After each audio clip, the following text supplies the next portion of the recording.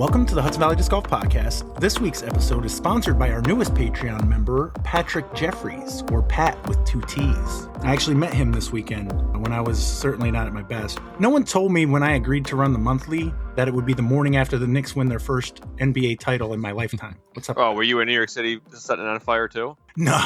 Actually, to be honest, I use that kind of as an excuse. I'm up late anyway, so I'm up till probably 3 a.m. most nights. Throw in the fact that the Knicks win, I had zero sleep before that monthly. So thank you, Randy. Alex was a help. Evan. The thing with Disc Cap monthlies is it's like a well-oiled machine. Like everybody knew like exactly what needed. Even Brandon Klein, he brought CTPs that were cool. Like what were those Eagles? They were nice looking, and they were Halo, which I don't know if I throw an Eagle. Wait, what? They make Halo Eagles? They were 250th stamped, so I don't know. I'm pretty sure it said Halo on the back, right, Randy? Yeah, I'm pretty sure they were Halo. Yeah. Interesting. Maybe they've been out longer than I remember. But I feel like someone asked me if they made Halo Eagles, and I'm like, I don't remember, actually. I've never seen a disc before that would go really well with a mullet, so I think it's your style disc. You've never seen my Roadrunner, though, then that has Big Germ with a mullet on it as a stamp. But this is definitely a close second place. Well, either way, again, thank you, Randy. Randy did most of the work. He was putting everybody's names in, fixing all my screw-ups. Yeah, it worked out. We'll talk about the monthly, Mind Calams, Cosmic Open, Summer Battle Royale. Hopefully get some jammer picks in. Tonight we got Randy, Jaimen, and Corey are here. I assume Alex should be here shortly. Evan should be here. Tim, Joe. Unlikely Jason, he's doing softball. Probably best to start with Skip Ace. We've missed it a couple weeks. And there is an event this weekend. So 2 events ago, we had, I think, if I'm right, I got the DGPT Plus WGE OTB Open by MVP Disc Sports. Does that sound right? I thought so, yeah. Mm-hmm. We had 35 pickers, of which Joe C. was the 35th. Tim Goyette in 32nd, tied with Billy Buckner. They were just ahead of Brandon Klein. Nick Warren in 31st. The correspondent in 30th, so multi-picking got him a couple extra 100 points there. Rob Weiss of Mississippi in 29th. Bickersmith in 28th. Ivan Ivan Marmota in 27th. Evil Short Alex Potts in 25th, ahead of Ryan Travis. Pat Jeffries with 2 T's. When he spells out Patrick, it looks like 1 T. I actually asked him about this because he comes to J-Dubs all the time. Patrick is spelled with 1 T, but he says when he spells it Pat, he puts 2 T. Now, I don't know if that's like for fun or that's like his government abbreviated name, but... That was like Matthew. But no, does Matthew actually have 2 T's in it? Yeah. Like yes, I believe so. Darn it. All right. I got nothing then. Well, Randy, on your birth certificate, does it say Randall or Randy? Randall. Okay. Definitely Randall. You can't look at this guy and think that his... I only ask because you're the only one here who has a name that can be shortened. Well, Tim's here. Tim. Yeah. I assume on your birth certificate it says Timothy? Unfortunately, yes. Okay. Well, at least you're one of those names that they don't take some people will use like Rick. It's kind of short for Patrick. Oh, where did Dick come from? That's something I need to know. Where in the universe did Dick become the shorthand for Richard? Oh, okay. I'm glad you corrected yourself. Where did Dick come from was really weird. Full stop. Context clues. Yeah, that I don't know. Alex, anybody ever call you Xander? Oh, yeah, all the time. Yeah, that one, and Topher, which is, I think, mostly from 70s show. Hate that. Yeah, that one kind of gets me because it took me, I think, 5 years before I realized, oh, that's just Christopher. But either way, I don't think it's wrong. I'm just Pat, so I'm not Patrick officially. But if you say Patrick, you don't say Patrick, maybe. Patrick? I don't know. But he came in 23rd. He had a Stubbs in 24th. Blue Jay Disc Golf Store in 22nd. Lefty Flick 21 in 21st. Fitting. Oh. Maximilian Pegasus. The real Alex Potts, who is ahead of the evil short Alex Potts. Tucker Rules in 18th. I came in 17th. Hey, Keith Hernandez, 17th. Mid-pack. Yeah, of course, losing the Cat Bemis. 16th, Tucker the Qual in 14th. Highland Mike Warner tied for 14th with Tucker. Ryan Nelson, 13th. Sparky Spalding, 12th place. And Mike Schwartz in 11th, our top 10. Justin Hickok in 10th place. Evan, who's not here yet, he's in 9th. They're doing 20 holes, I think he said. Devin Lamke in 8th. Kenji in 7th. Randy Bobandy, 6th place. Ooh, 1,232 points. Wait a second. Yeah. Yo. We're in it. We're back. No, there's the real Alex Potts in 19th. Oh, wait. But then in 5th, we got AMP Alex Potts. I knew we had 3 because wasn't there somebody else? Oh, and there's Evil Short Alex Potts. Yeah, that's what I mean. Like there was Evil Short. The real was something different, wasn't it? I assumed the real one was the Evil Short one. They changed their name. No, I think No. that's his I'm sister who just recently started picking, right, Alex? Yeah, Evil Short is Dell. Mm-hmm. The real Alex Potts is not known at this time. Oh, still. And then AMP Alex Potts is me. Were they the real before, or were they something different? But it still said Alex Potts, but... I think there was something before the real Alex Potts. Yeah. But I don't think it referenced Alex, and I don't know what it was. Okay, so it's been the real. So that's just trippy, because I think it's... Yeah. Corey Cook, though, 4th place. Mm-hmm. Jamin Hume, 3rd. 1,327 points. Goodness. Nice. Yeah. We all crushed it. Simon Lizotte was your stinker at 178 for 3rd place, so that's pretty solid. I assume Calvin Woney is at 250? Yep. Yeah. Con in 2nd place, and Brian Heller with 1,403 points is your winner. The other event we had was the DGPT Northwest Championship. 29 pickers for this one. Alex Potts in 29th place. Oh, how the mighty have fallen. Freaking Calvin Heimberg. 159, you know. Yeah, but he just won. Oh, well. You're not going to yell at Lisa Fagekiss? Lisa's been crushing it, but Aaron Gossage kind of definitely screwed you. Aaron Gossage is actually who I was thinking of when I said Calvin Heimberg. It's like I knew I had picked both of them. I just forgot which one did poorly. That's fair. Blue Jay Disc Store, Cat Bemis. Myself, I'm in 26th. Stubbs, Tucker Rules, the correspondent. Sparky Spalding, Rob Weiss in Mississippi. That's 2 in a row that are less than stellar. Justin Hickok in 20th. Maximilian 19th. Evan. Brian Heller, Lefty Flick, Devin Lamkey, Brandon Klein, Bickersmith, Buckner, Randy Bobandy, 11th place, you know, solid. Pat Jeffries. Speaking of Pat Jeffries, Tim posted, it's one of those odd historical nickname evolutions in English. The short version, Richard, Rick, Dick. In medieval English, rhyming nicknames were common. People would take a shorthand name and swap the first consonant. Richard became Rick. Rick rhymed into Dick.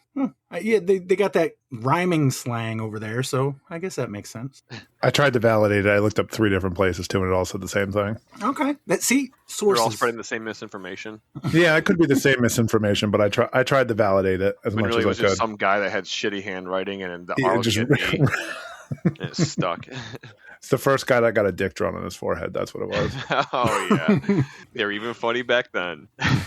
But yeah, Pat Jeffries in 10th, Joe C in 9th, Ivan Ivan Marmota in 8th, Brian Travis 148343 in 7th, Highland Mike Warner in 6th, Con 5th, Kenji 4th, Jaimen. Is that back-to-back thirds, or were you second last time? Thirds both. I'm going for consistency. Yeah, 1258 this time. Schwartz got you by 1 point for second place at 1259. And then Corey Cook, almost 100 points higher at 1358. That's where Rob Quincy asked you, Andrew Miranda and Gavin Babcock, you consultant Nostradamus now? I assume he means Nostradamus, but that says I figured, but I thought Nostradamus. maybe Nostradamus was maybe his younger brother that maybe wasn't as smart as he was or something. Or maybe he was smarter, I don't know. With a name like Communist, it sounded more Roman than... Yeah, it sounded more more schleb to me, like just a peasant.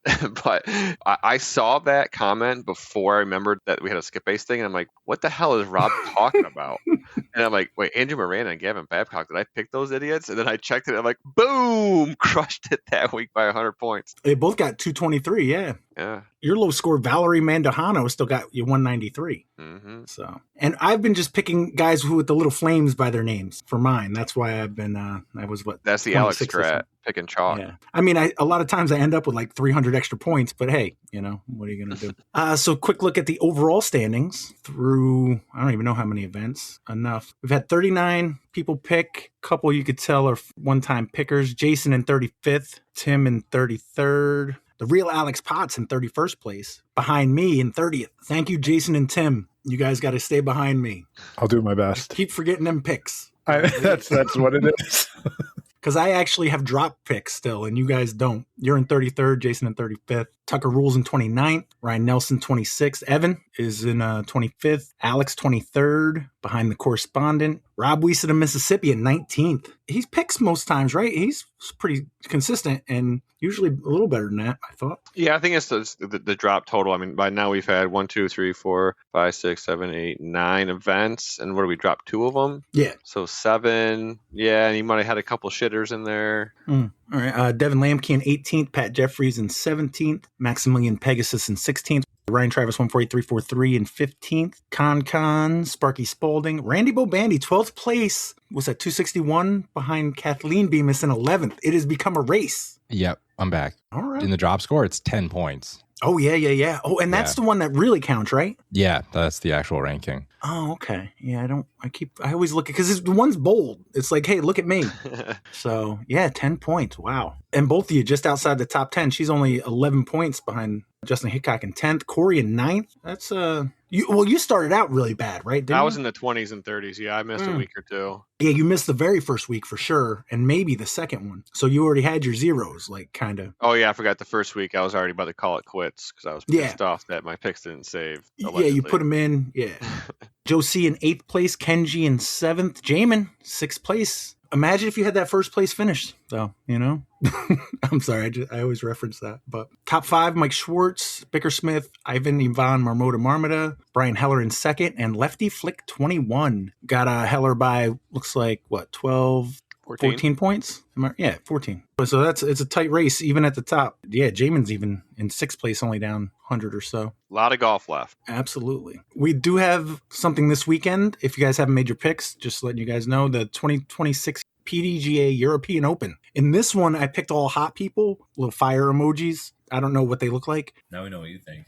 Yeah, but after I picked like 5 of them, I had plenty of points for Gannon Burr, so I also got him in there. So 2 of them I can't pronounce their name, although I think one might have a father named August. It's like August's son or something. But that's Skip Ace. Any comments on that? We're getting kind of too used to the Jason Gorsuch suite of apps. I kind of want to send an email to JVD and be like, listen, you need to add a thing to the overall standings that shows you places gained or lost since the previous week.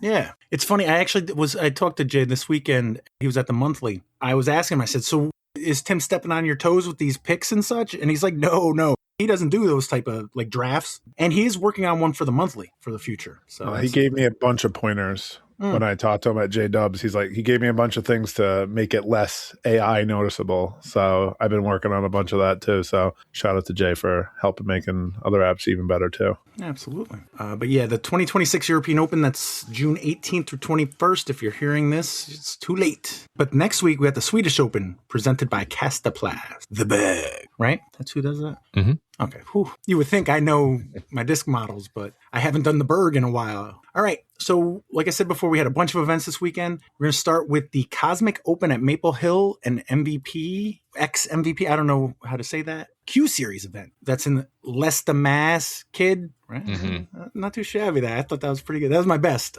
Tournament director Steve Dodge. David Gralnick is the assistant tournament director. Had 109 folks with a $15,730 purse. Corey and Jaimen, you guys both played. Who wants to talk about it? I'll go first. It was 3 rounds on Maple Golds, which is, a very, very punishing layout. I felt like I'm making progress back to like being a solid disc golfer, but I still have a few steps that I need to take. But in general, I felt good. I'm starting to trust a lot more in my shot selection. But, Maple's a course that, if you're off by a foot, sometimes you're taking 2 extra strokes in a second. So scoring didn't quite reflect it as much as I wanted to. Felt like I had some really good holes out there, but just, the bad ones kind of outweighed the good ones. But it was a blast. We were out there with Kyle, Ethan, Corey, and I. Justin Muccelli was out there as well, staying somewhere else. It was fun to hang out with everybody all weekend. It's always great to catch up with all the NAS guys and just be out there for a tournament. It was a 3-round event. So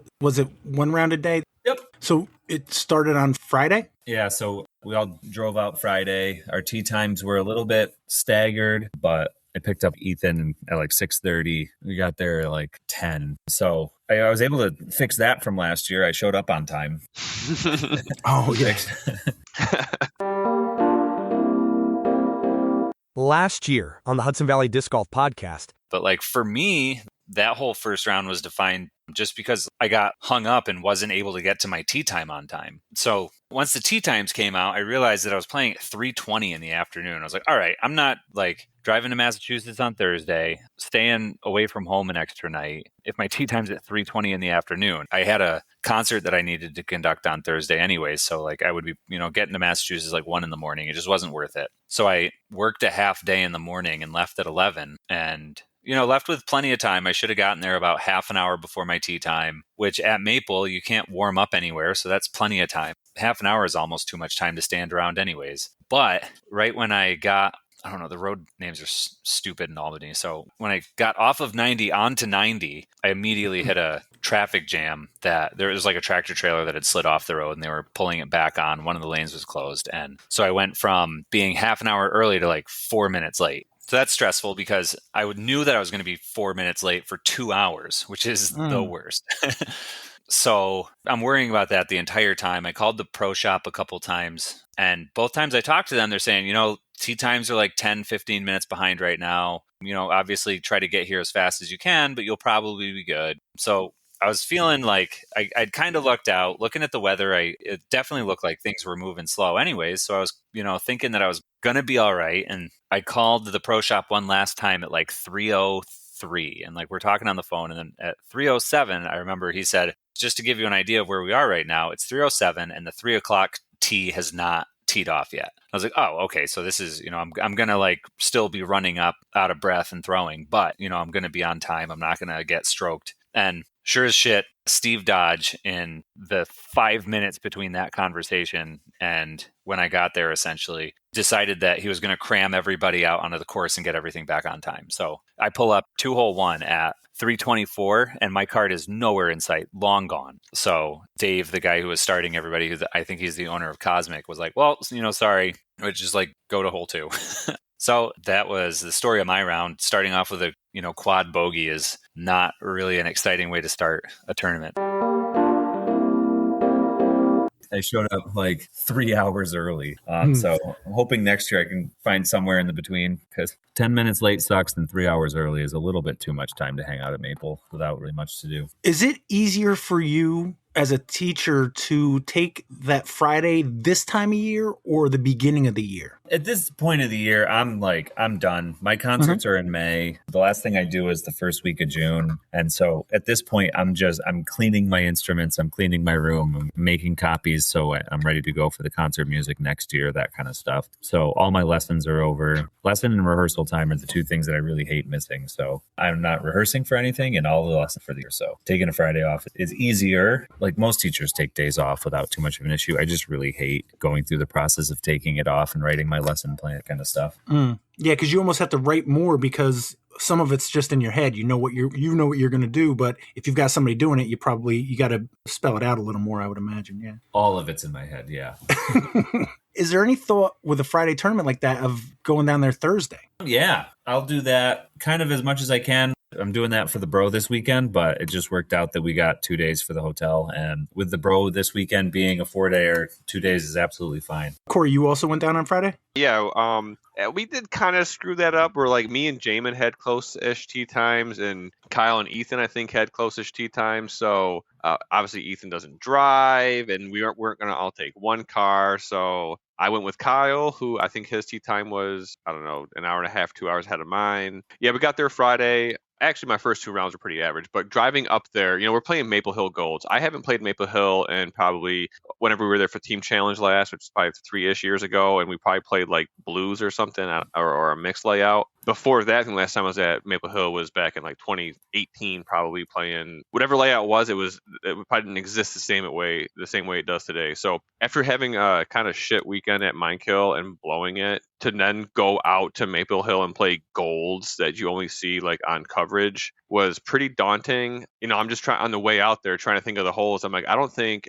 it's very possible that I go birdie free this entire weekend. Yeah, so I got out there a little early, kind of watched Kyle play the first few holes, get an idea. The first hole you throw, there's a pretty big pond, and you got to throw either 480 feet to clear it, or you end up left side and have a challenging rest of the hole. But yeah, first round played average, got 2 birdies, which is funny because that's as many birdies as I got over 2 rounds at Minekill the previous weekend. But none of them were from Circle 1. I think one was 69 feet away and one was some other Circle 2 putt. But at that point, I think I was like a little bit off middle pack, +6 round. Friday after our round, it was hot that day. We go back to the hotel, we all take showers. We decide like we're going to do some type of bowling. We had already kind of did the candlepin bowling a couple weekends ago, except for Jaimen, when we played Sunshine. So we thought that let's play some traditional bowling where like the ball is bigger and the pins are easier to knock down. town, where like a lot of us haven't even played it in a long time. We're in Maple Hill to play disc golf. We have 3 rounds ahead of us, or 2 more rounds ahead of us. We went and played bowling for like 3 hours, I think. I think we bowled 7 games. Even Jaimen, the smart one of the group, even he got baited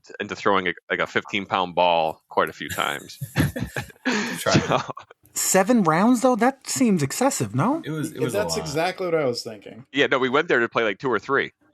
Yeah. So another part of this is that there was a CNY guy, Luke Saccharin, out there. And when we get there, I was like, oh, we should invite Luke. So I like reached out to him. I was like, hey, man, you know, we're bowling. This is where we are. If you want to come hang out, you're more than welcome to. He comes up and we're like, oh, hey, like, you want to like go like rent some shoes and like start bowling? He's like, no, it would ruin my game. I'm like an actual bowler. So Luke's got like, he's got several 300s. He like bowls in a bunch of leagues. He's like really serious about it. So much so that he wasn't going to bowl with, he called them plastic balls, apparently, that like lane balls. Yeah. He was like very into bowling. So that's one of the things that kind of fueled it, is that some of us were like trying what he was saying and trying to get topspin and all this stuff. Ethan, being the ultimate competitor, he tried to bowl like 12 rounds. He was like pretty serious by the end of it about trying to get good at it. We also had Justin and Duncan, and Justin was like bowling with 2 hands, which was entertainment in itself to watch, because I think he spent more time like actually on the floor than he did with a ball in his hand. But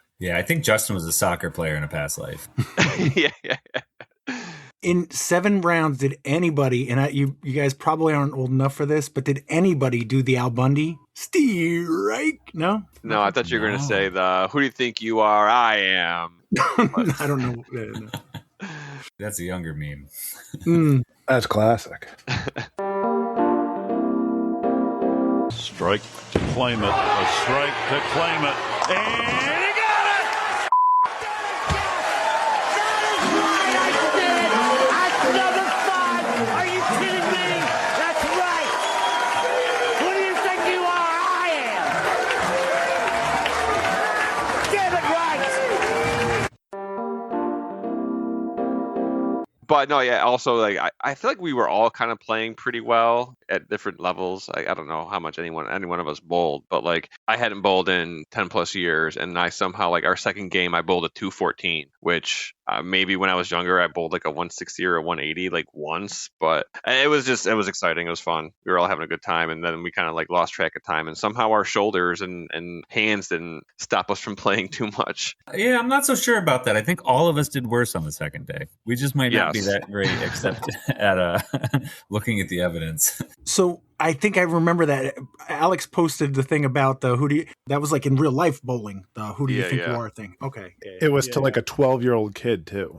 Oh wait, was it really? Yeah, like some maybe 12 or 14-year-old kid was razzing him the entire time, and then he knew the ball out of his hand. He knew it was a strike, and he was like planning what he was going to turn around and say to the kid, and that's what came out. So it was like 2 thoughts probably in one. Right, yeah. He did an interview where he's like, yeah, it was like to this kid who was razzing me the entire time. I had it all planned out what I was going to say, and then that's what came out of my mouth after I hit the strike. Editor's note, Pat, insert that audio clip. Oh, yeah. Ow. That got me so good. I was dying in the car. Yeah.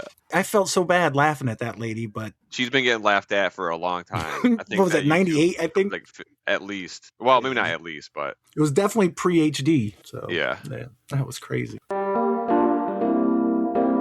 Well, actually, it just was kind of a missay, because I was sitting there and I was thinking what I was going to say to the kid that was giving me trouble during the match, and it was like I wanted to say, "Who do you think you are with me in my house?" Yeah, you know, and it just came out, "Who do you think you are? I am." So, and that's the best part of the story that I think a lot of people don't know. That was directed to a 12-year-old kid. Oh, yeah, 12, 13, 14, you know, I'm not real sure. That makes it even better. Like, so what was, the kid was like heckling you during the game? Well, he rooted out loud a couple times against me. The second frame when I left the 10-pin, he just loud enough, yes, you know, that when I left the 10-pin, and, you know, I don't care if you root, but don't root loud enough for me to hear. Yeah. You know, because that's just takes away from everything. But it pisses me off. So, you know, when I get mad, I let people know about it. And I've never held back.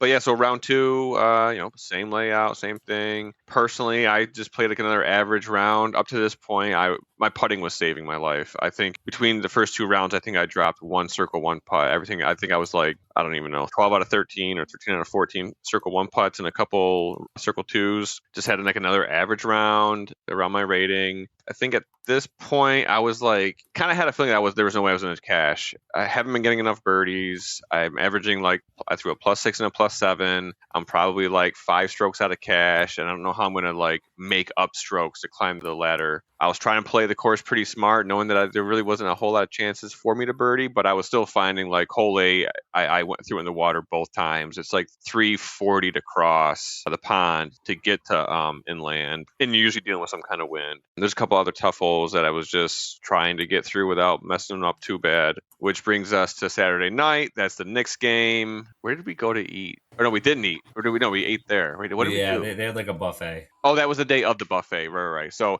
they were supposed to have a buffet on Friday. Didn't happen. So we actually just got like barbecue that they make and sell at Maple Hill. Well, not Jaimen. Obviously, he didn't have barbecue. But Saturday, they actually had the buffet, which was like lasagna and salad and little hoagie rolls and stuff. So, basically ate there. Went back to the hotel, watched the Knicks game. Justin and Duncan Farquharson. Yeah, that's what Justin was staying with. He was staying with Duncan. So they came over to the hotel, and we all just kind of hung out and watched the basketball game. How many basketball games have you watched this year? That one. And it was I obviously I know the what's that guy's name that I already forget that I was about to say that I know? Wemby. I've seen some shit about that guy, and like watching him play basketball like on the screen is crazy. But I know the first 5 minutes of that game was trash. I thought I was watching some backyard baseball type shit. As a non-basketball player or a basketball watcher, it was kind of boring in the beginning, but it ramped up in the end. I don't know. James might have a little more to say about it than I do, but no, you got it. It was a lot of defense at the beginning, not really a lot of scoring in the first quarter, but it kind of followed the lines of some of the other games did. It was one of the few games they didn't even get to 100, so that's rare in this NBA. Saturday, the other big highlight was we stopped and got diner breakfast before our round. And you got to mention going to a diner, because if you're not going to a diner when you have time before like a big day, that will set you off right. Unless you have stomach problems, then I can see how like maybe going to a diner and eating a big breakfast before going playing around, like maybe not the best idea. But I really enjoy doing that, especially when it's like a good group of us. Not a big group, a good group. Quality guys. Quality. So yeah, going into Sunday, me personally, I'm just hoping to basically fix some of the mistakes from the previous round and just try to get as close to even par as possible. I started 4 strokes off the cash and like mid 40s. Top 37 was the cash line at the time. It was kind of one of those weird rounds where not so much that you feel like you can't do any wrong, but like everything was just clicking. Hole 1, I smashed it over the pond, which I didn't think I was even capable of. Through the first 5 holes, which a few of those are definitely bogeyable, actually through the first 6 holes, a couple of those being bogeyable, I was still bogey free. I had just parked hole 6, which at Maple Hill is the one after a lot of guys will throw a forehand over the water. That's hole 5. Then hole 6 is that OB wall on the right side that is really easy to find. I somehow parked it. We get to hole 8, the other pond shot. I finally managed to throw the right disc the right way and got to the green and hit like a 35-footer, playing with Antonio Albert, which was awesome. I fucking love playing with that guy. Hole 9, I think, might have been the hardest hole on the course the whole weekend, or at least top 3. And I hit like another like 69-footer. I say 69 because I did range find it. I had to make sure that I did that to get to 69 and save par there. Nice. Get all the way up through hole 15, and I'm still bogey free. And that was kind of like when we were like looking at rounds after, we were just curious, like who has gone bogey free? And at this point, I was bogey free. We get to hole 16, which round 1, I peered the gap, got to circle 2 and birdied it. This time, I freaking shanked it. Find this OB on the left side that I'm sure a lot of people don't even get to, and instantly ruined my bogey free streak. Because best case I'm going to get is a 4 on this, which I save a 4, get to hole 17, probably another one of the top 3 hardest holes in the course, and struggle up the tee, kind of make a bonehead mistake on the second shot, and scrap together a 5, which is a bogey, and then get to hole 18. I basically parred it both times before this because I don't have the power to actually birdie the hole, so I might as well play it safe and not screw it up, take another par. I think at this point I'm still like 2 strokes off the cash after throwing an even round, but a lot of the guys that were still out on the course, they had to finish on some of the hardest holes of the course. There was probably 5 or 6 of them that if they take bogeys or double bogeys, then they could drop, and that's kind of what happened. We sat there and watched all the cards come in, and I just kind of like slowly creeped up this leaderboard to eventually finish, I think, at the cash line. After that, a couple of people had not accepted cash, so I think I moved further up as far as cashing goes. But this is the first time I've cashed it in A tier in MPO, which was sick. I didn't think it was going to be this one, especially after blowing it at Mindkill. I kind of figured that would have been the first time I cashed it in A tier. But yeah, for me, I was really happy how it turned out, and the fact that, like, other than having to play in, I wouldn't say borderline extreme heat, but close to it, those first couple days we didn't get any rain, which I think would have absolutely destroyed the experience. I would not have wanted to play Maple Hill Golds in any adverse weather. It would have ruined the whole weekend. You almost got as much cash as your bowling score. That's kind of, oh yeah, I didn't see that's what the payout was, but what was that score again? I think I shot at 214. Oh, I thought it was 212 for a second. I was going to say one more stroke and you could have matched it, but no, it was great. It was, obviously a great event. Mike Schwartz is up there running the scores tent and stuff, so it's cool seeing him, and David Herodes running around in a scooter, somehow not falling while doing mock Jesus down a freaking stone road. There was a bunch of other local or listening area guys. Connor Henderson was out there. I think Jaimen played with him once or twice. Yep. We mentioned Luke Saccharin. He's from CNY. I got to play with Antonio. Like I said, that's always a great time. I see RJ Cherkis. He finished in the cash too. I don't know him. It's just we talked about him so much last time. I just figured I'd mention his name. Yeah, RJ Cherkis. Mike Carmen was there. I know he's like a downstate or Pennsylvania area guy. Did you mention Justin hit the cash line too? So Justin was actually, he did make the cash line. He was a few strokes ahead of me coming down to like those last 3 holes, and he's literally messaged me on Facebook, like commentating his round before the holes actually come through to the PGA Live app. He's sending me voice messages, and he's like, I can't lose to you, but I'm struggling. After 3 shots, I'm in the worst spot. And I'm like, Justin, lock in, dude. Just figure out what you're doing next. Be messaging me. But he did kind of hang on at the end to come in that. Well, it would have been last cash, but like I said, the 2 people didn't accept cash, so it actually pushed it out to the top 38, which there was a 5-person tie-in. But yeah, Justin cashed. He actually had a really solid second round, I think. Shot a 10-14. I think that was 1 over. And then, yeah, my round 3, which was even, was a 10-20 rated, or at least currently. Kyle, I think, where did Kyle? Kyle fell pretty far down because of a unfortunate second round, but he was having a great event if you take out second round where he got hit with a couple lost disc penalties and stuff. For round 1 and round 3, he was averaging like 10.05 or something. So a lot of guys had some really good rounds, for sure. Ethan only missed cash by 2. Yeah, he was playing well too. Just same thing. Round 2, he just struggled just a bit enough to just miss that line. Not that he would accept the cash anyways, but well, that's true. Yeah, still a good event for him. Absolutely. Would he get like a gift certificate or something, or nothing? For an A tier, might be weird. Jason would probably be able to answer that, since I think that's how it screwed him to become a professional status. But I'm not sure what they do for that. Mm-hmm.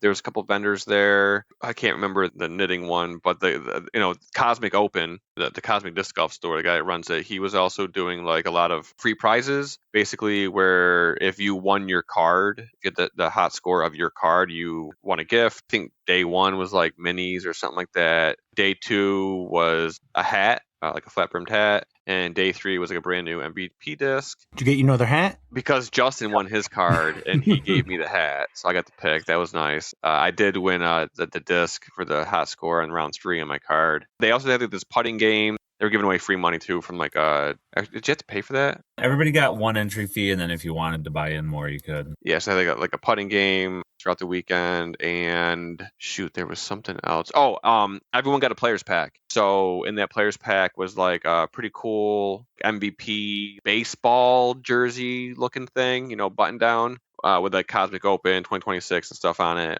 I don't know, a mini, some stickers, and a magnet.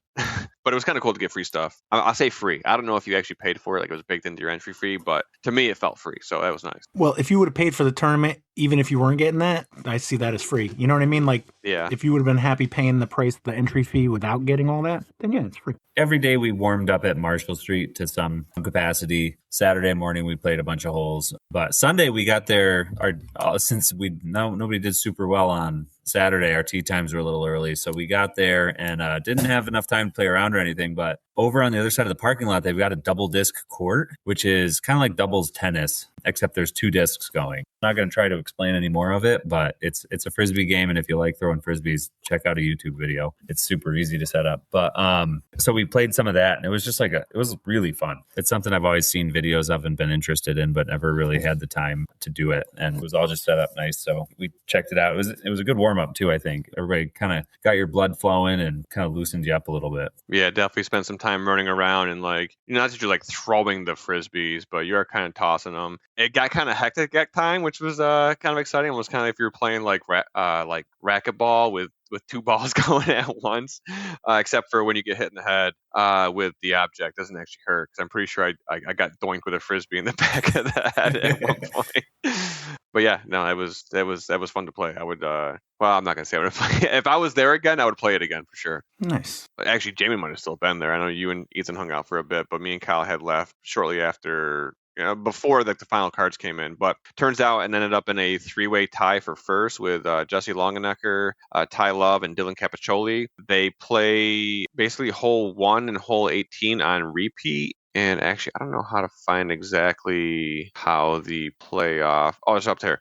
Oh, wait, no, it's not. Wait, is it? We were there, so we were actually walking back. We both a little bit frustrated with our tournaments, ran out and played a bunch more holes. And on our way back, we realized, there's a playoff going on. If we head back, we can probably get to that. So like Corey said, it was Dylan, Jesse, and Ty Love. To get to the playoff, first of all, I just learned today that Dylan was 2 up going into the last hole. And 18's always a tricky hole, but he made the island in 3 and he, I guess, just doinked a 20-footer. Oh, really? We thought that maybe he went for it because maybe he didn't have the longest drive and I got a birdied in it. He posted a recap of it and he was winning. He had essentially won it. He was on the green in 3 and he just tried to make the putt and missed a 20-footer. On top of that, Ty Love had also just popped off a 10 down bogey free with an ace on hole 6, which I think only 2 holes got aced all weekend. Hole 6 and hole 8. Hole 8 is, over the water. Hole 6 is that rock wall shot where who was acing that? Someone aced it behind me, I think round 2 with a forehand, and then he goes on to ace it round 3. Yeah, hole 6. If you don't know what this hole is, look at it on coverage. It's one of the hardest holes on the course. It's a phenomenal par 3, but it's a tight gap, lake on the left, rock wall on the right. The baskets can't be more than 2 feet away from OB and is elevated. It's a crazy hole to 2. I took a 3 on it in day 3 and felt like $1 million. And these guys went 2-1-2, so that's impressive. You mentioned, Corey, that Ty Love shot a -10, so he shot lights out. Dylan, you mentioned his putting issues, and even Jesse on hole 17 had a 7, a big number. So it's all 3 of them took slightly different routes to get to a tie. Yeah. Even -2 and -10. Yeah, so the playoff is 1 in 18 on repeat. We weren't able to watch it, but Ty lost on hole 1, so it was just Dylan and Jesse, and I think Jesse birdied 18 to win it. It was on coverage. I'm excited to actually see a video of it, but just a crazy finish. Very cool to see. I feel like that's 2 times in 3 weekends that Mass has had really cool finishes to A tiers. So I like to see that kind of thing. Heck yeah. Next weekend is the Bro. Yep, and the Jammer. What are you doing, Jaimen? Bro. And Corey, you still doing a Bro? Nope, I'm jamming it up. Really? Oh yeah, I can't miss the Jammer. I have blood and sweat at that course. I wasn't sure because we talked about your rating and everything, and I did notice that you maintained the 970 going into this event. So, and I'll be honest, I'm looking forward to not having a full weekend booked up. The past few weeks have been pretty busy. So then again, I am playing the CPS Flex on Friday before the Jammer, but whatever. And then Saturday the Jammer, and then Sunday hopefully maybe I can get something non-disc golf related done. But sounds like you might get into bowling. They shut down Ravina Lane, so if I want to go bowling, I probably got to drive even further. Oh, goodness. All right. Well, the other big event this past weekend, we had the Mindkill Disc Golf Championships AMSide in North Blenheim, New York. Tournament director Randy Bemis, assistant tournament director Kathleen Bemis. Randy, did neither of you guys play? Neither of us played. And let's be clear, she was the real TD. That's why I was asking. I did all the PDGA page stuff, so that's how my name ended up like that. But she did about 99% of the work, I'll say. I thought because maybe she played, that's why you were listed as tournament director and her just assistant. That was the only justification I could see. How did it go? Honestly, went great. Last year, if anybody remembers, it rained sideways for the entire first round. It was kind of a nightmare. This year, absolutely gorgeous. Course was in great shape from the week before. From pro side, I got there an hour before Kat and the kids, so I could walk the course, make sure everything was good, put trash bags out on the holes so people could get their black aces if they really wanted. It went smooth. It was great. I'll go through some of the results and then we'll hear some rounds. But I saw posted on Facebook for the MA3 division that Lenny got his first tournament win. I heard it was a tie. I even asked him about it on Sunday, like what happened. I did not realize he was tied with Justin Lasasso, though. Mm-hmm. That could have been fun. But yeah, so I guess they went to a one-hole playoff? I think so. Unfortunately, I missed all the playoffs, so I didn't see any of it. They did a one-hole playoff. They did it on 18. As soon as my round finished, I went to the car, immediately changed clothes, and then walked over in time to see. Basically, Lenny was waiting for Justin to go. I think Justin was OB off the tee, so Lenny pretty much just had to lay it up and tap it in to get the win. It was pretty neat. Heck yeah. Looks like he came from 2 behind in round 1 to tie it. Nice wizarding, Lenny. Evan, you played MA2? Was there no age protected? No, there was. I played MA2 earlier this year at Fools Fest. MA40 is awesome. I don't know. I've given a lot of reasons to people that asked. I think part of it is just MA2 is kind of a bigger field and everybody in MA2 is cool anyway. Just, to see maybe how I stack up against people kind of more similar to my rating. MA40, you can get a really wide range of players. And I'm kind of always shooting against my rating anyway. But like I said, I think it maybe just see how I stack up in bigger fields, the tournaments I play this year. I guess maybe Tim was sad that I didn't play MA40. Very. Yeah. I was sad too as well, Evan. Joe as well. Yeah, maybe I should have. He's got Mike Warner. He's got Ross O'Toole, Patrick Jeffries, Brandon Klein. Caitlin Clay played MA2. So first round, I was on the feature card with Caitlin Clay. Corey's not here right now, but I would ask him, can MA2 have a feature card? I mean, just in terms of position, I think, we were the furthest ones. What hole did you start on? We started on, let me think, first round. Please say 13. Please say 13. It was 13. Yeah. Resolution Hill?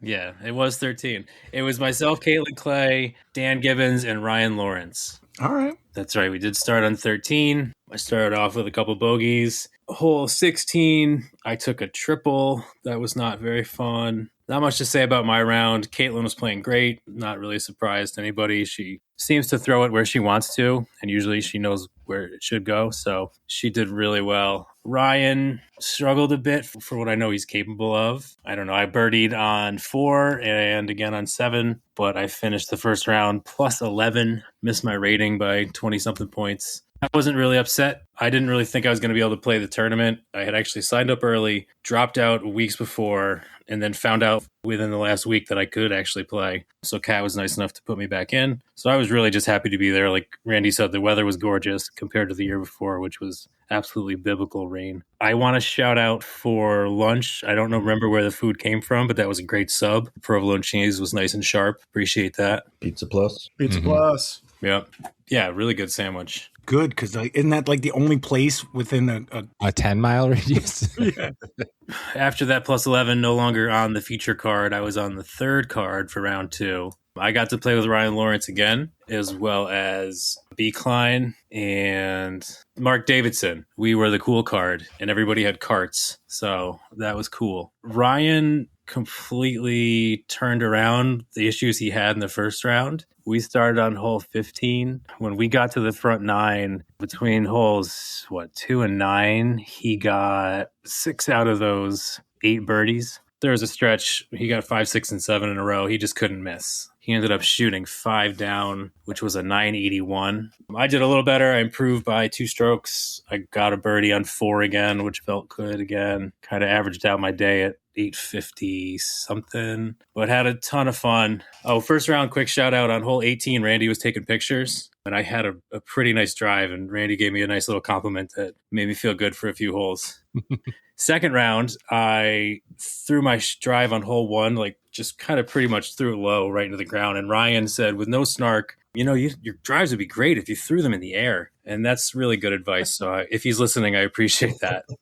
And he's right. I have to tell myself that every single round. It's just one of those things. But he was absolutely right. So like I said, as soon as the round ended, I went to my car, immediately changed into hospital scrub pants and Crocs, put my discs away because I always forget that there's going to be an ace throw off in a Field of Dreams. So shout out B. Klein for letting me use his discs for the ace throw off. I got second place with B. Klein's reactor. And then I won a stool with his buzzsaw. It was a great day. Shout out to the Beamises, everybody else who helped run it, get the course ready. It was a ton of fun and a really well-run tournament. Haven't we determined, isn't it Be My or Be Masai? I think Be Masai is what we go with. I hear Be Masai. I like Be My. I like Be My as well. Yeah, but that's way Valentine-y, no? I know, it is. Oh, Be My, Be My Randy. It makes me think of BMI, which is not really what you want to be thinking about. I don't know. That was my day. Ryan Lawrence came in third. Caitlin Clay, second place, shot even in round 1, +1 in round 2. And Jonathan Klingler shot even. Looks like +1, then 1 down to win MA2. Look at Ryan's second round.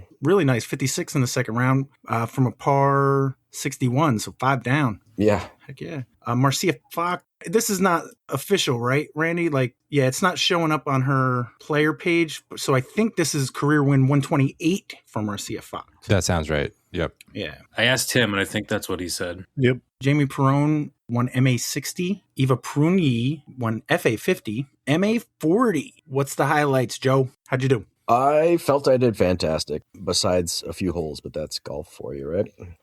Honestly, we started the first 4 holes, and I thought to myself, I am worried about the wrong people because Todd Everett took the lead right off the bat, and he wasn't on my radar of necessary competition. There was some guys up a little higher up that I thought I should be more worried about. He came out playing quite well, so it was good to see. I played with Todd the weekend prior for the Summer Battle Royale matchup I had against him. So we played against each other 2 weekends in a row. But we started on hole 11. I didn't play it well, but I parred it. Did pretty well all the way through. Hole 16 with the basket moved farther back is a tough 3. And I think most of us either bogeyed it or double bogeyed it, it looks like, looking at the scorecards. So I was happy taking a bogey there. Hole 18 is one of the holes I would like to have back. Threw a great drive right up the middle, exactly where I wanted to land it. Second throw, threw a backhand, let go a little bit late. And if you guys know the tree that's on the right before you get to the opening of the green, I put it right at the base of that trunk, and that tree is not very forgiving. I tried to throw an Anheuser putter, and it did not come out in an Anheuser and came out flat straight, which was right straight at the bleachers and out of bounds. It's not exactly what I had in mind on playing that hole.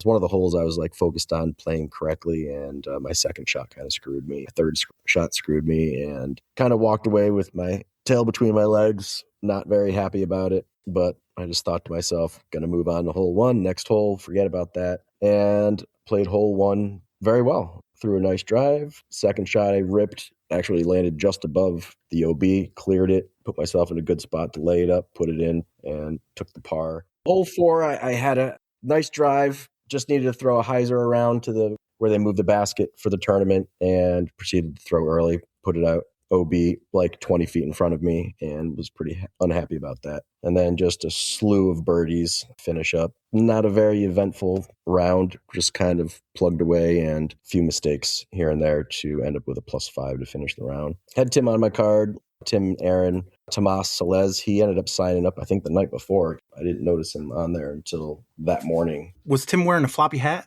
How'd you know I was wearing a floppy hat? Yeah, I think he wore it on the second round, right? Oh, because I wore it today. Never mind. I forgot. Yep, you're right. I was wearing a floppy hat. Second round, I wore a floppy hat. Yeah. So what about round 2? So round 2, again, had a 5-some for our card. Started on hole 11 again. New card was Harry Brown, who had the lead. Tomas Salez, Tim Goyette, myself, and then Joe Pajonas. I'm not sure how to say it. But Pajonas. It's like a Jonas brother, but Okay. Pajonas. So like I said, we started on hole 11 again. played that well. Hole 12 again got me with a bogey. 16 again I'm happy with a bogey on that one. If anyone gets a 3, that's pretty impressive. Hell yeah. Nice job, Tim, with the 3. Hole 18, after the first round, I was not happy about 18, and I made it a point to make sure I threw clean shots, and I ended up fixing my problems and parred it. So yay. Only to go into hole 1, and I won't go too deep in it because Tim and I did the exact same thing, but threw it a little short on the initial drive, so opted to throw more on the right side to try and clear the out of bounds on the kind of shorter side of it. Aired it, didn't clear it, threw it OB, had to rethrow, and just took a double bogey on that. So to come off of 18, fixing that to go and just screw up the next hole was a little deflating, but I ended up birdieing the next 5 holes in a row and felt a little bit better after that. Hole 2, laced one right up the middle, put it probably 20 feet. I was underneath a little bit of a tree, but knelt down and put that in. Hole 3, I almost aced it, landed like 10 feet past the basket, put that in. Hole 4, cleared the quote-unquote water, threw what I was planning on throwing a hyzer to land it to the alternate basket position, and it went straight kind of into the long grass, about 1.5 feet into the long grass. I don't know, Tim, how far? 50, 60 feet? I'd say at least 60. At least 60, and threw a nice putt right in there, and felt fantastic. Only for, I don't want to ruin it for Tim, but I didn't big putt him, so we'll word it that way. And then hole 5, put it halfway up the hill, put the putt in. Hole 6, nice clean drive. Second shot turned on me a little bit, and I was probably like 25 feet away, put that in for another birdie. 9, screwed it up, trying to beat Tim, and I ended up bogeying that, and then finished on 10, which I actually almost aced. Went probably 4 feet right over the top of the basket. Nice clean throw right at it. Ended up going too far long, didn't make the birdie putt, and took the par. So I'll let Tim go before we talk about results. All right, but for that round, though, you were +1. Yeah, I had the hot round in our division. I think I was like, for second round, I think I had like the 3rd or 4th best score for the second round. Yeah, so I cleaned up quite a bit. Yeah, it was hole 1 really is the only one I truly want back. It was a good finish to the tournament. So trying to think of what I had last year, but I think I improved like 9 or 10 strokes. So it was a great improvement from last year. And yes, last year was in the monsoon, but I felt good about that. So we call that pulling an Alex around here. Just so you guys know, I looked it up since we've been talking about names and such. Joseph Pajonas, it comes from the Middle English Papa Jonas, which means father of a Jonas brother. So just in case. Well, Joe Pajonas is a great guy to play with, so it makes sense. He's fathered many superstars, apparently. Yeah, exactly. How was your day, Tim, with your floppy hat? I was joking about the hat because on a hot day, especially at a course like Minekill, having extra shade, not a bad idea. But yeah, no, it's funny because I brought full change. After last year's rain, I learned that I don't go to a tournament without a full change of clothes of everything. And I had a second hat, but then I realized it was my floppy hat and not an actual baseball cap. But it worked out well because I played better the second round. Round 1, like Joe said, it was a 5-man card. I made a point of myself to take Randy's advice as much as possible from the week before and play boring golf and just try to keep myself in the fairway, don't end up in trouble, and just make my putts is really what I went into the round. And I really was doing that pretty well until hole 18 where I took a triple bogey. There was a big headwind. I thought my disc would flip up. It did not. It kicked a tree and went out of bounds. So that kind of sucked. I played pretty clean the rest of the round. And then we get to hole 9 and I went OB off the tee. Took the rule, as back as far as I could, try to get away from all the bushes and trees on top of the hill. Still clipped for trees and bushes in front of on the hill and barely got past the fence. I was to the right-hand side, but I was right in the middle of the fairway, probably, 40, 50 feet past the corner of the fence. And then I decided to channel Corey and go for it. And I threw probably the best shot of my entire life. Yes, that is not how I thought that was going to end. Oh, it was Corey. I channeled you to perfection. It flipped up. It cruised right along the side of the entire hill all the way down and then just started falling towards the green. I get up there and it's 7 feet from the pin to save my par. A shot like that will put hair in your chest. Oh, dude, the hole 8, I had a 20-foot putt that hit every single chain on the basket and still ended up on the ground. And I didn't even. So many kickouts. Oh, it was terrible. After that shot, I completely forgot about that putt. I forgot about everything that happened during the round. I was like, I'm on cloud 9 right now. I can't believe I throw a disc that well. And Aaron hit basket, right? Yeah, on his for eagle, his third shot, he hit the top of the he hit the top of the cage and almost got an eagle on 9. So it was a very fun hole 9 with that card. Finished the round at +3. Felt pretty good about that. Had a nice sub for lunch, which like Evan said, it was delicious. Pizza Plus. Yep, Pizza Plus. Then we went into the second round. We started on hole 11 again. Like Joe said, we were cruising through, and I got the par on hole 16 with probably one of the cleanest hyzer flips I've ever thrown in my life. Just straight up that hill all the way down, and then turned over and coasted down the hill. I probably had, like a 45-foot putt for birdie on that, and that was awesome. I did get my first ever birdie on hole 15, so that was awesome as well. So I got to hole 18, and as Evan said, he got a nice little boost from Randy after one of his throws. Mrs. Bemis gave me a nice compliment after one of my throws, so that kind of helped me feel a little bit better about my round. Wait, who's Mrs. Bemis? I'm sorry. No, that's just weird.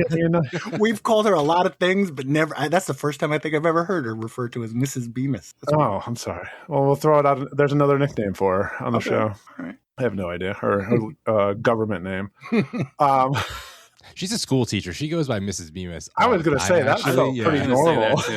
I am not a student, so that's the only thing I got. I'm sorry. No worries. So after that, I came out from 11 to 18. I was one down, and I think I was at top of the card, at top of the MA40. And then on hole 1, I threw a shot, and I complimented Harry on how smooth he was while he was throwing. And Joe Pajonas said, "Oh, just like you this entire round. It looks so smooth." And that compliment ruined my entire round. The next throw I went back to like, "Oh, just be smooth. And I hit my shoulder through my pull through, went OB, and it took me like 2 or 3 holes to get back. And by that point I had bogeyed and double bogeyed. But then again, I was able to pull it back together, go back to Randy's boring golf. And up until, again, we got to hole 9. And again, I find myself in the middle of the fairway, not too far past the corner, throwing my third shot, and I decide to channel Corey again. I pick up a disc, and I chuck it, and again, I pure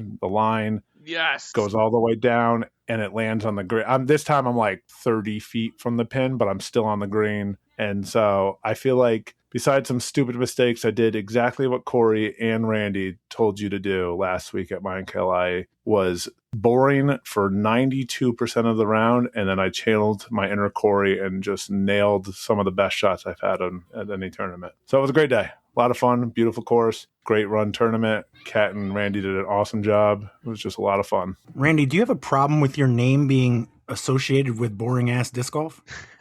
I kind of own it most of the time. I mean, I think like when I play rounds with Corey, he'll basically razz me every time, but I don't know. I'm happy. I feel good when I lay up a 50-footer and it's under the bucket and I don't have to think about making a 20-foot comeback. Or we had a big conversation on the card about the difference between being mad because you didn't get a birdie and mad that you got a bogey, and the difference of like being okay to walk off of the course with a par when you felt like you should have had a birdie. The whole thing is, do you like birdies more than you hate bogeys type of conversation? And I realized I like pars a lot more than anything else. Yeah, I mean, the way I got my rating up originally and like how I basically just jumped into MA1 right away was I could throw kind of far, and I realized putting was not my strong suit. So I just laid up and would take tap in pars. And when you do that at courses with wind or courses like Maple Hill, you get really good ratings. So I know everybody can't throw super far, but it is one way to just have a good round is by taking tap-ins. I think Jaimen has said it in the past, but like you learn how to par a hole and then you figure out how to birdie it. Usually it just means that you get a little bit closer and you make a few more putts, or your putting gets a little bit better. But once you learn how to like go to your favorite course, assuming it's not like Prospect or something, figure out how to shoot an even round and then Prospect. Ouch. I'm even at Prospect's a little soft. That's all I'm saying. Fine. That's fine. I like that. Figure out how to par every hole and the birdies will come. Corey, my home course is J Park now. Oh, I like that. Although I did have to direct him a couple times on Sunday, but no, that's sad. He doesn't play 27 very often. I got excited. We played hole 2, and I'm like, "Oh shit! I just realized we don't have to go across the street." We'll get him there. Yeah, it was a long weekend for me. That's fair. You shot really well. couple times I would say, why not just throw them in the air? I'm gonna have Struna make me a patch and put it on my bag. It says throw it in the air. They fly better like that. I will buy a patch that says keep it in the air, something to that effect. All right, Eric, if you're listening, we need a limited run of these. Oh, he's not. His name, well, I guess, does he have a sixth sense to know when his name is mentioned? Somebody will tag him. Yeah. MA40 division, Joseph Papajonis came in sixth. He also shot a 924 in round one. Aaron Hopian fifth, 917 in round two. Joe Karen fourth. Tim by a stroke in third. All three of you guys, though, did shoot better in round two than round one, so I think that's something to point out. Tomas Salez in second at +4, and Harry Brown wins MA40 with a +2. In the FA1 division, looks like Alexis White won in a playoff against Megan. A one-hole playoff, was it? Mm-hmm. All right. And then MA1, let's see, Alex. Didn't have to go that far up the scoreboard to find it, did you? It was a day. So to start off, just to break all the suspense, I shot +19, which is what I shot for the pro side across 3 rounds, but this was 2 rounds. So I did not have a great day. Couldn't tell you exactly why. Maybe the fatigue catching up to me. I'm spending a lot of time working. I can tell you why you did full stats.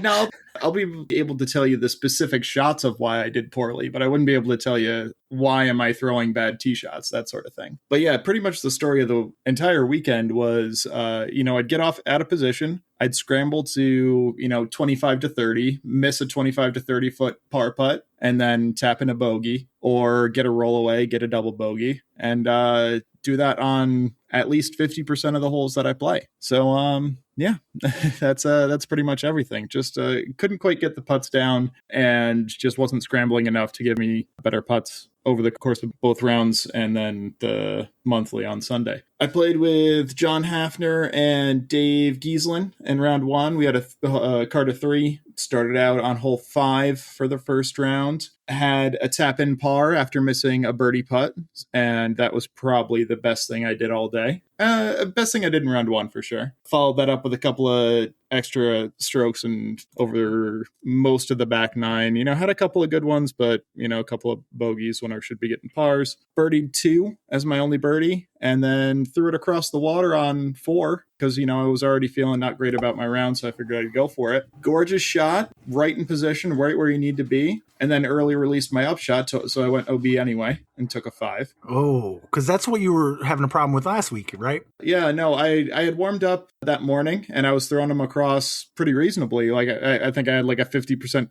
success rate over the 4 or 5 throws that I did. So I was feeling good about it, and because I was feeling bad about my round, I'd rather do the play that is fun for me than the play that is good for the tournament. So I went for it, and it worked. And then I threw an awful upshot OB, and obviously that's not what you want to do. But that's how it goes. Round 2, I started on a different card.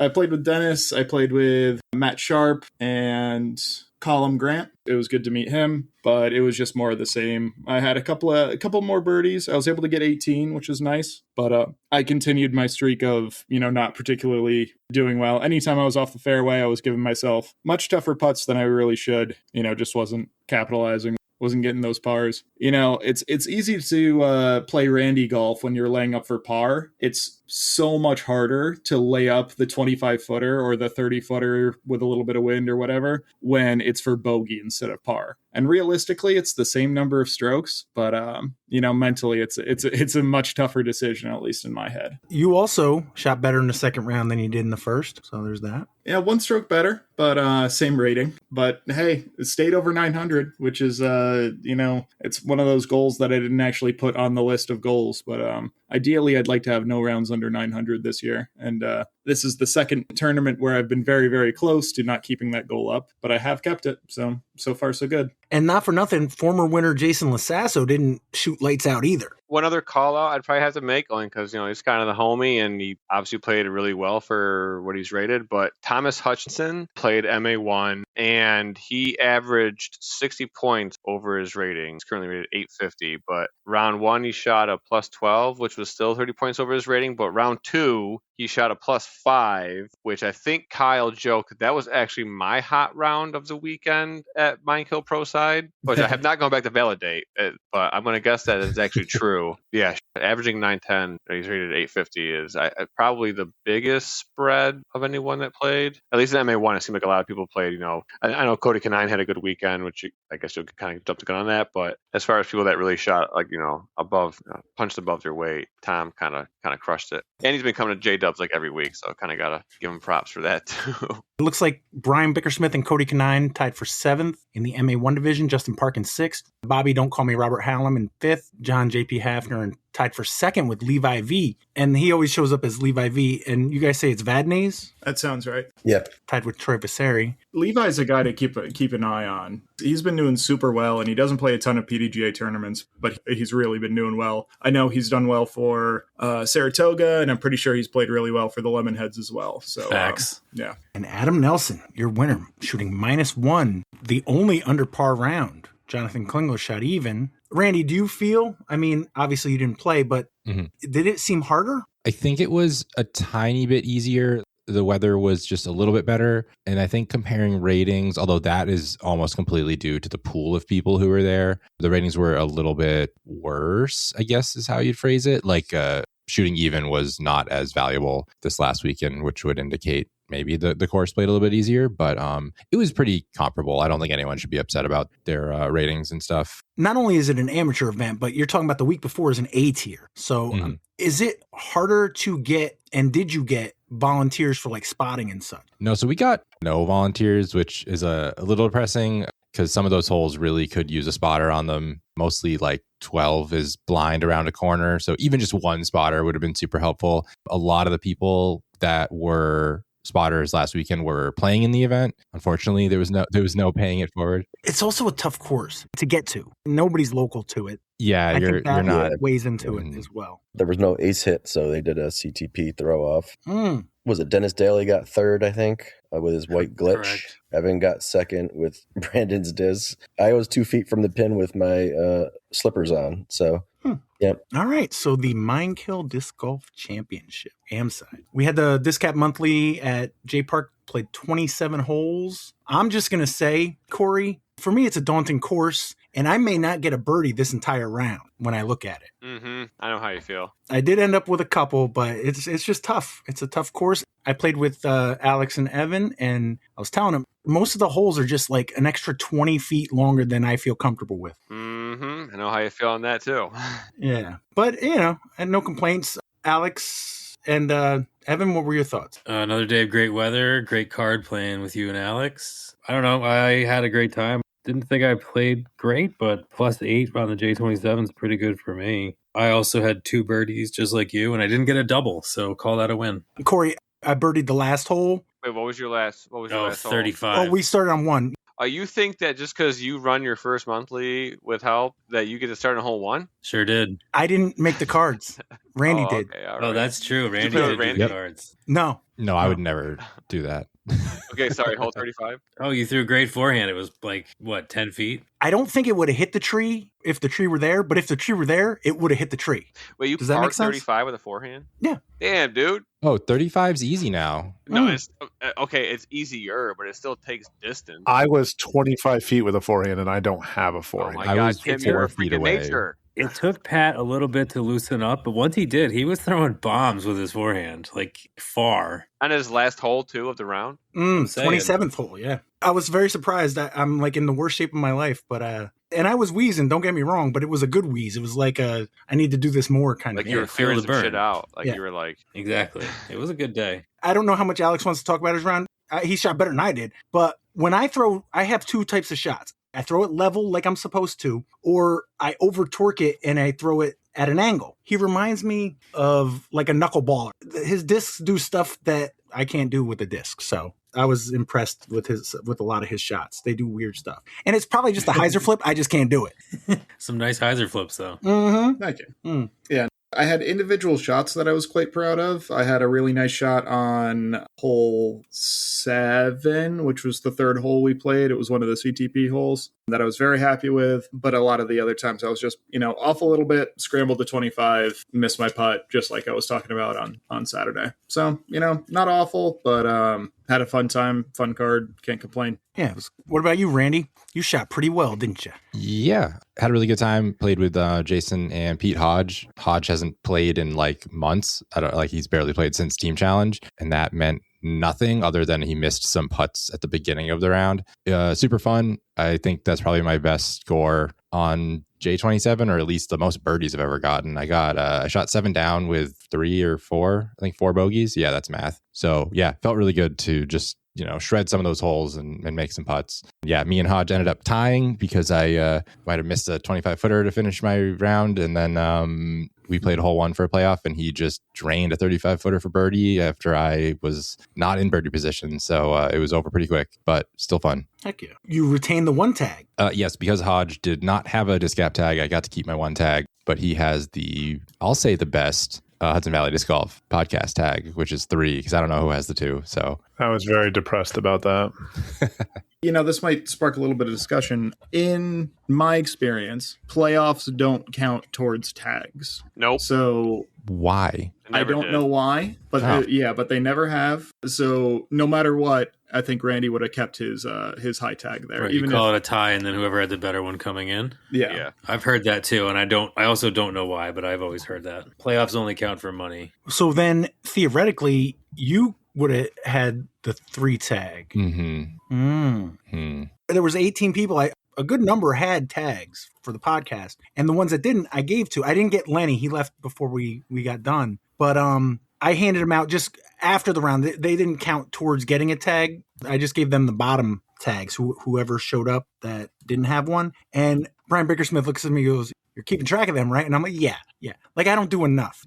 I didn't say that, but that's how I felt. If somebody wants to keep track of them, great. But I'm not, Everybody has the right tag that they, based on who was there and who played, and the website doesn't really matter. Yeah. That being said, the disc cap tags have been entered and are correct. So, nice. In case anybody was nervous, thank you, Evan. Evan. I just said. Thank you, Randy, for the data. And to answer your question from before, last I checked, and I don't know if it's still true, but Corey originally had the 2 tag for Hudson Valley, at least. I don't know if he still does. He must. I did. Although I think I'm supposed to give it to Jaimen. Yeah, but then we played again this weekend and you beat me. Okay, I have to enter those in. Absolutely, because as you know, I'm keeping very diligent track. For Jammer picks, I'm going based on how everybody finished in the last event, which was Mind Kill, right? Yep. The only question, and Tim, I already sent you the order, but I did want to ask Jaimen. Yep. Since you won, you have the first pick. Would you like to keep the first pick, or would you like to have the 2 picks at the end of the round? Oh, I want that first pick. Okay, good. Tim, would that have been an issue if he had changed? No, not at all. So then here's my next 2 questions. Dark horse, yes or no? You guys decide. I'm good either way.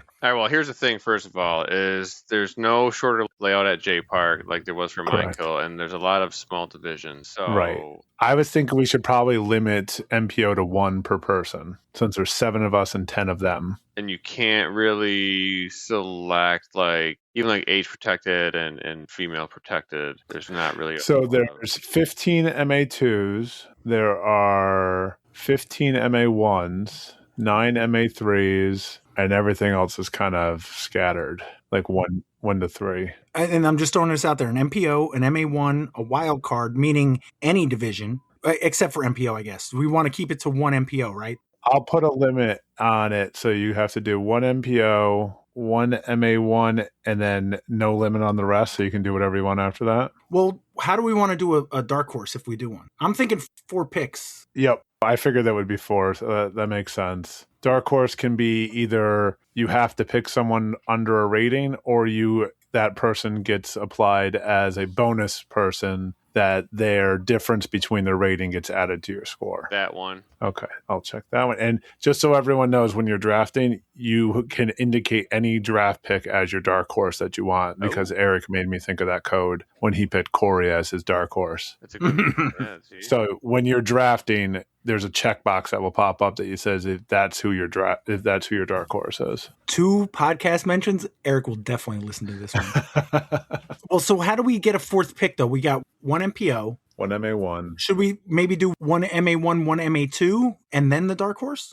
I'd say so, sure. So the way we just picked dark horse, it can be anyone. Mm-hmm. Yeah. So Well, that's it could be, yeah, okay. If somebody wanted to do MPO is what you're saying, right? Yeah, but they still will count towards the strokes and everything. It's just they also count. So the limiting I have on there is you can only pick one MPO, you can only pick one MA1, and then I was thinking no more limits after that. That way you could take one MA2 or two MA2s or anyone else you wanted. Because I feel like leaving 3 MPO people out there. Okay. Does that... So what you're saying is MPO, MA1, and then anybody, and then the dark horse would have to be from anybody but MA1 or MPO. No, you could pick your... I think we're thinking of it as dark horse is an additional thing I have in here. So you pick 4 people, and then you have a dark horse is one of those 4 people. So that's the difference maker. So their strokes count towards your total, but you also are getting their ratings difference as a bonus. Exactly. Great. Let's go. Okay. No, that sounds cool, honestly. Does that make sense to people? I'm not 100% sure. Nope. So all 4 people count towards your strokes. Mm-hmm. One of them you indicate as a dark horse. That dark horse, the difference in their rating is the extra bonus or the negative that you get to your score. So if they shoot like Wyatt Mahoney did on our last one, 31 points better, you get 31 points in this situation would be subtracted from your score because they're helping you move forward. If you have someone that shoots 10 points above their average, that you get 10 points added to your stroke score. The dark horse was always like an additional person. This time we're just baking it into like your... Correct. Yeah, right. Exactly. I'm totally cool with that. I just want to clarify for certain. Of your 4 picks, you're only going to get one MA1 and one MPO. That's what I have currently. I can change that, but yes, that's how I have it currently. There are 15 MA1s, so you could technically do 2. If we want to do 2 MA2s, I could knock the limit up to 2 there. And then... Yeah, how about that? Yeah, that makes sense. Keep it at 1 no matter what. So you're only going to get 1 MPO, potentially 2 MA1s, and then something not of those. Okay. Yep, that makes sense. You don't have to take 2 MA1s. It's just you. No, you don't have. There's a limit. You can't have more than 2 of them. Only because with the dark horse, I want to have as many options as possible. I do think it's not fair since everybody can't pick 2 MPOs, so that shouldn't be a dark horse. If that makes sense, All right. Well, that's honor code. Don't pick your MPO as your dark horse because I don't have that code and I don't have time to write that. Well, no, I guess they could, right? They could. You can only pick 1 MPO. If Correct. you want to make them your dark horse as well, I don't have a problem with that. I'm just saying with 7 people picking and 10 players, not everybody can get both. MA1, there's 15, so theoretically you can all get 2. So that was my only. Right. Yep. There's a Peru, New York too? Yep. Wow. Half Moon, New York? Man, there's some crazy places. Okay, so anybody have any questions before we get going? Can I get the website? I just put it in the chat. Perfect. The chat of Zencast. My computer's slow as shit. All right. So you'll also notice there's a ton of updates. You can now search by what division they're in. You can search the person's name. Corey, I got rid of the bright blue when the draft time. It now is like a golden yellow, like the clock. You can update your names like usual. It has the total time for picks listed there. And then let me know when you want us, when everybody's in, and we can get started. I'll wait until you tell me, Jaimen. I'll start the clock. I don't want you to have a ridiculous time like Alex did last time. I have a question. Can we pick our players and then pick the dark horse after we've picked before, or do we have to pick the players then? When you check the box of dark horse on there, that is, you are locking that person as a dark horse. If you don't pick anyone as your dark horse, you don't get a dark horse. Whoa! So you have to do it at the time. You have to do it at your pick when you have to decide when you're making that pick that person's going to Good question, Joe, because I had no clue about that. That's good. And then you'll see the requirements on your team list where it says like MA1 you have 2, MPO you have 1, and then dark horse rating not tagged. So it's all there for you. While we're waiting on Jaimen, I just want to say one thing. Yeah. EJ Billadou. Yep. That's a name to say. That's like, I could say that half the day. Not so last cash, Corey.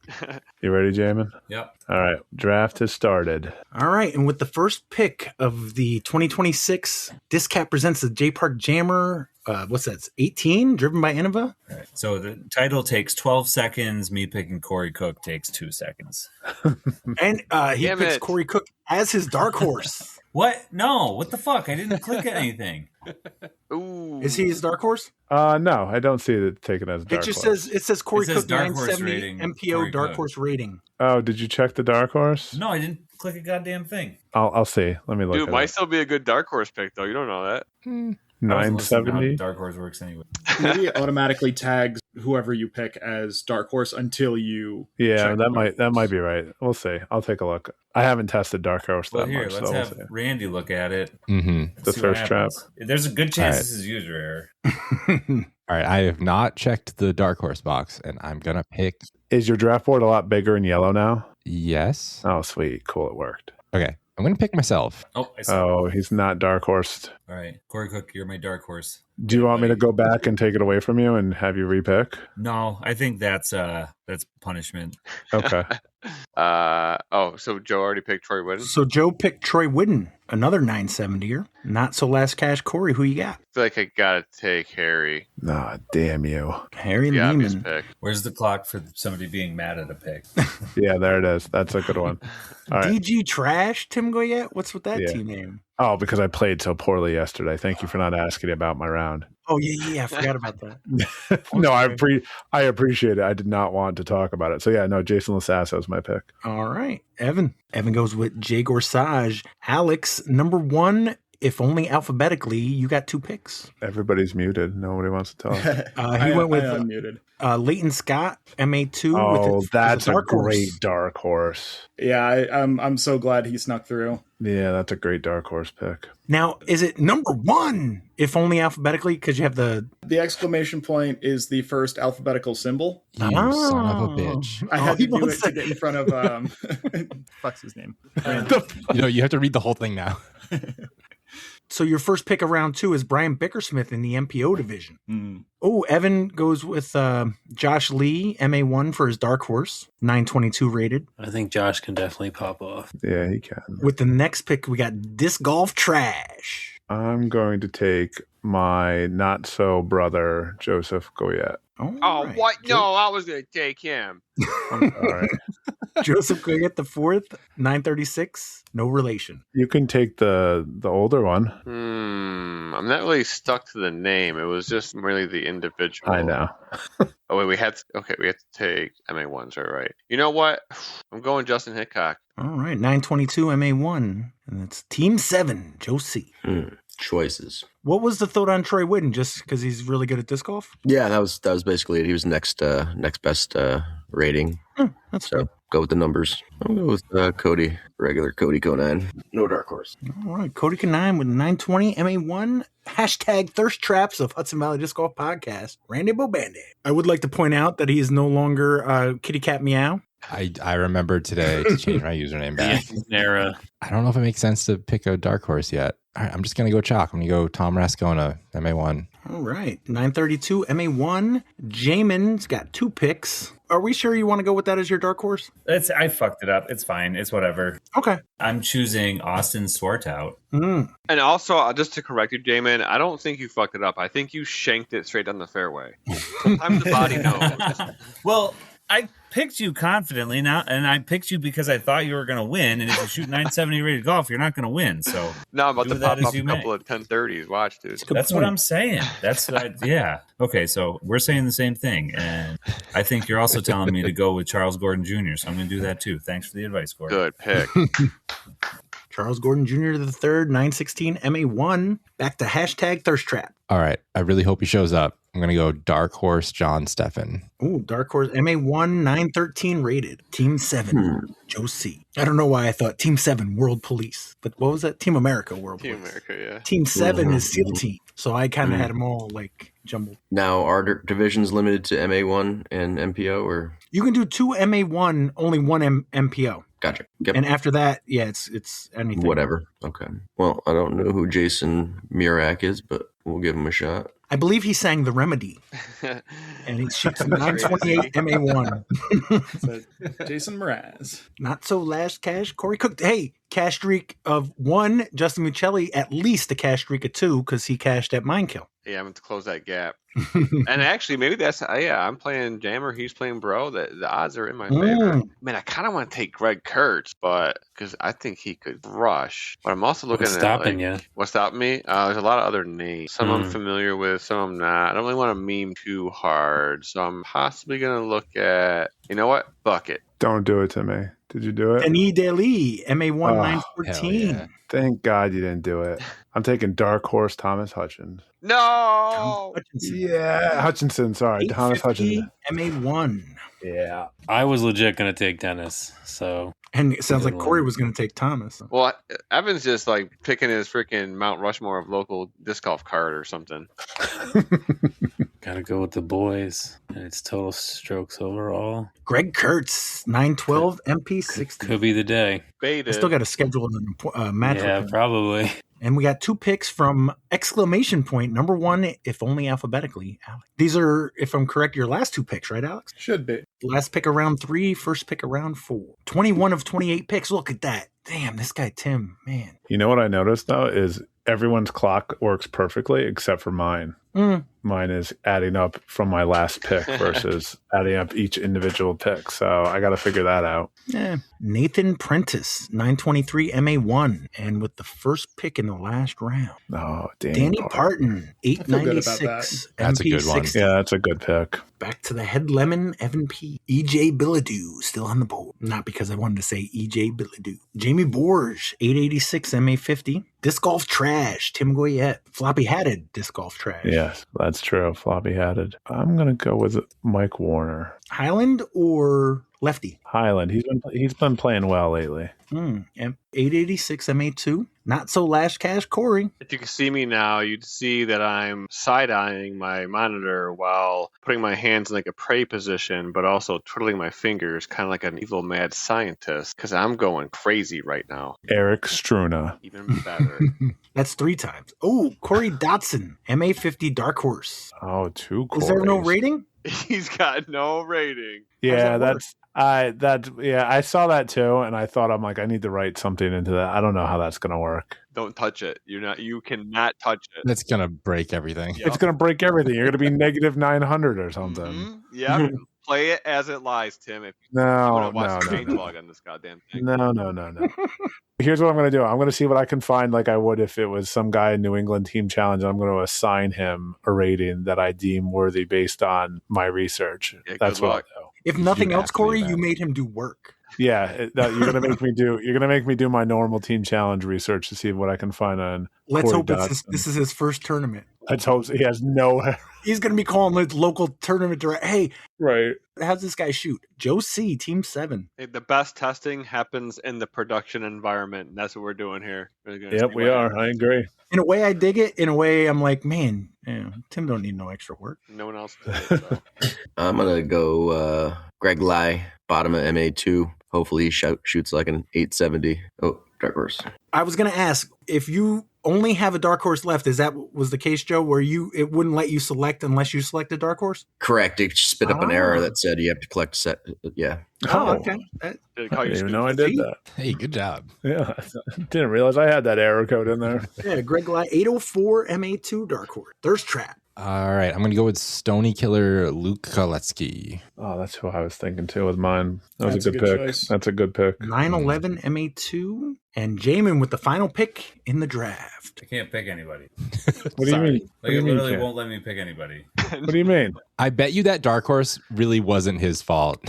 Look at my thing. It says I've got 1 out of 1 for MPO. Yeah. Yeah, you can only pick one for MPO. At the top, you've selected MPO. You got to pick a different category. Hold on. Give me a second. I don't know what Yep. this is going on. You I might don't be able to- understand any of this. There's a filter for what Tim, division. fix- Look for where it fix the says thing. all. What do you want me to do, Jamin? I'll do whatever you want. Delete my team. Delete. Okay, I could do that. No. So I'm looking at this right now. I have MA1, 2 out of 2, MPO, 1 out of 1, Dark Horse Right. rating, Corey Cook. Who am I supposed to Right. be picking now? What's the other You option? got to pick anybody else. Anything Yeah, but and he MPO and MA1. Is your page not yellow and giving you options? It is, so it's got to be anybody who's not in those divisions. So I don't Right. have a box. Okay, all right. I'm taking Right. Jake Huey because he's That's a good pick. Ooh. That's a good pick. Wait, where was he? I'm glad you picked him because my father's name is Hugh, Hugh. My brother's name is Hugh. Both of them hate being called Huey.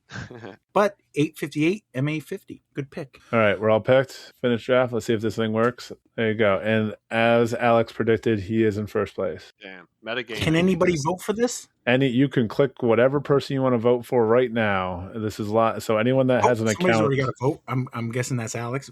View voters? Alex. Alex voted for himself. Randy voted for himself. So, Pat, if you want to post this, you can post that link or whatever you want in your, and then anyone can log in and create an account and they can vote. Do you want to just post a link? Because I'm not sure. When you post your episode, I'll put it in the comments. Oh, cool. It looks like Corey voted for Jaimen's picks because he picked Corey Cook. Joe C voted for Joe C. Yeah. Evan and Joe, you guys did Summer Battle Royale. Can we get a recap? I got matched up with Murray, who I had never met before. We agreed over email to play at Central Park on the Blue Tees. Murray was very cool and fun to play with. I missed a tap in on the first hole and he went up, and then we went a little back and forth, and then I got 3 points towards the end, and I finished by winning 2-1. And then after that, Murray came to Prospect Park for the first time ever and played dubs, and he won with Jay Gorsage. So there's your Prospect doubles update as well. Wow. You had heard of Murray, but you had never played with him before. I'd seen his name on the DGS for discap tags. He has a tag. He's a Wilcox guy, but he's been making his way up for events, and he wants to play J-dubs, and I hope he does. It was, like I said, we had a great time, and he was very cool. I played against Todd Everlith. I actually played against him last year as well, so settled on SPW shorts, and he took the first point on the hole 2, and then we basically pushed all the way through, I think, hole 8, where I tied it up, and then we just pushed all the way through to hole 15, where I won that one, and then with 2 holes left, I was 2 dormy, ended up winning hole 17 to finish 3-1. So it was a lot of fun. It was a good round. Beautiful day. Heck yeah. Evan, do you know who you play next? If I'm not mistaken, I think it's Leighton. Okay, Scott? I believe so. I think that's somebody's dark horse. You're in trouble, buddy. You might be right. Joe, do you know who you play next? I'm playing against B. Klein. I remember that now. One thing I forgot to mention about the monthly, we played hole 11, and I got stuck behind that big-ass tree over on the left in the rough, and I had a trippy, hyzer, through, don't hit any branches, and about 2 feet in front of me was Justin Muccelli's disc. It just said Justin and a phone number, so I texted a picture of it to Justin. We were all right there when you sent it to him, too. I asked Alex, I was like, what time, have they started yet? Because I don't want to message him during the round. You hadn't started yet, right, Corey? What time was it? Do you remember? It was before 11. Then no, we didn't start yet. Alex said something maybe like a 1:30 start or something. Does that sound right? Yeah, something like that. I think Justin started at 1:20 that day. We might have actually been watching Kyle play or something like that, and the text came through while we were watching him. He was like, "Oh shit, a Pat message." Yeah, he sent me the picture of you. Because, that was our 6th or 7th hole of 27. So I totally forgot when we got back. I got in my car, got off of the first road from J Park, turned left about a mile down, and I'm like, oh, crap. Fortunately, Brendan Klein and Josh Lee were still just chucking discs in the field there. And I just said, hey, are either of you guys going to be at J-Dubs on Tuesday? I talked to Brandon. He's like, one of us will be. So I gave it to Brandon, and hopefully you'll get it on Tuesday, and then you can get it to him by the weekend. Great effort, not knocking you in the slightest. However, there is a lost and found box, and I do open it up every Tuesday.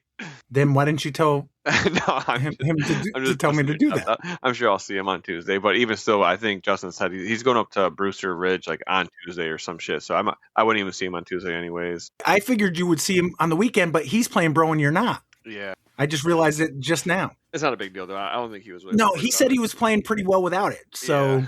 Once he said that, that's probably what made me not stress about it. All right, so let's take a look at the last week in disc golf. On Monday over at Gunks, there was a 3-way tie for second place. Phil Frugale and Anthony Baxter tied with Max Horowitz and Luke Diamaz, and Brian Hauser and Jake Mitchell. They all shot -5. Steve Rush and Billy Buckner shot -6 to win it. Colonial Acres Dubs League, Sean Dollard and Mark Bryan are your winners. They shot -6. Alex Villeneuve and Tom Bova shot -5 for second place, and everybody else tied for third. Camp Goa Monday Dubs, Ted S. came in third place, shot a -8. There was a tie for first between Donald Keating and Connor Zock and Emily Moore. They shot -9. Kisco Tuesday Dubs recap. Let's hear from Robo Patrick Rowan to see how it went. We had 13 participants yesterday for a beautiful night of disc golf. Nice and warm, light breeze, couldn't ask for much more. We played the long layout, and CTP was the second shot on hole 2. Kyle Lumsden and Jay won at -13. Chris Schofield and Ismael Valencia came in second at -10. Skylands Doubles, there was a tie for third place. Jason Murak and Leighton Brinster shot -5. So did Michael Maskley and Eric Pine. Peter Newlett and Scott Spellman came in second place. They shot -6. And Brandon Lockhart and Andrew Pash won it at -9. Over at Wilcox, first up we got tags. Corey came in third. Dylan Brown in second. And Nick Warren took the best tag, shooting a -4. Week 12 of doubles, there was a tie for second place. Max Harwood and Mike Remsberger shot -6. So did Stephen Hanrahan and Nick Warren. And Scott Duncan and Dylan Brown took it down at -7. CTK Handicap League, we had a third place tie, shooting handicap -2. Joseph Riley and Jake Huey. Rick Steeler in second at -4. And Eamon Foster at -5. So, Corey, what about J-Dubs Points Championship Week 12?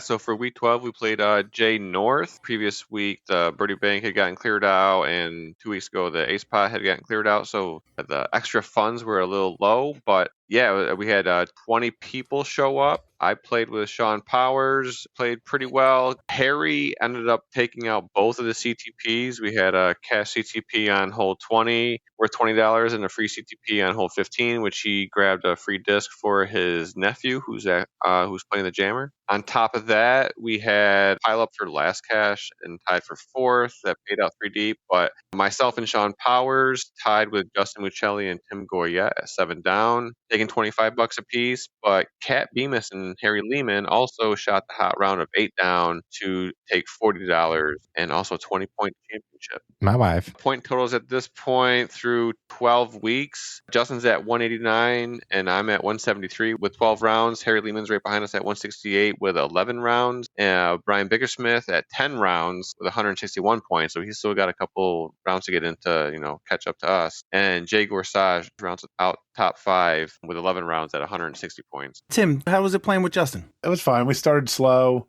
a bunch of pars when we probably should have been getting birdies. And then we started kind of picking up when we got back into the woods and started hitting lines. And we had, some good play. As Justin likes to tell, he tried to take the pathway on hole 26. For anybody that knows that story with Justin, that's what he tried to do that night because I had a pretty good drive out into the middle of the fairway. How'd it go for him? He hit like the third tree off the tee. It was great. Thank God. Yeah. I'm not going to lie, though. He was probably like 3 inches from actually at least hitting like the initial gap. So yeah, and then if you miss that one by 3 inches, you square up the next tree. Oh, yeah. 100%. I think this is the third time I played with him when he's tried it. And this was the closest I've seen him come to almost hitting the gap. But yeah, he hit a tree and he landed like 12 feet. Surely one day. One day he'll get it. But then the highlight of that, he goes to me, he's like, okay, see this tiny little arch tree here after my first shot? You got that 3-inch gap. If you can get below that, it should just cruise all the way to the basket and we'll have a nice little birdie. I hit exactly where he told me to, but I didn't put it flat enough and it just kept going and going. And then it kicked off a tree and hit the band and we almost got an eagle, but it shot 150 feet away. So it was almost a cool shot. So that was fun. But on that, we played well, got second place. Justin wasn't happy, but that's fine. All right. On Wednesday, Stony Kill Random Dubs, week 13, 3 teams tied for third place. Brett Racine, Tim Martino, Kevin Gordon and Luke Kotleski, and Gene Gierke and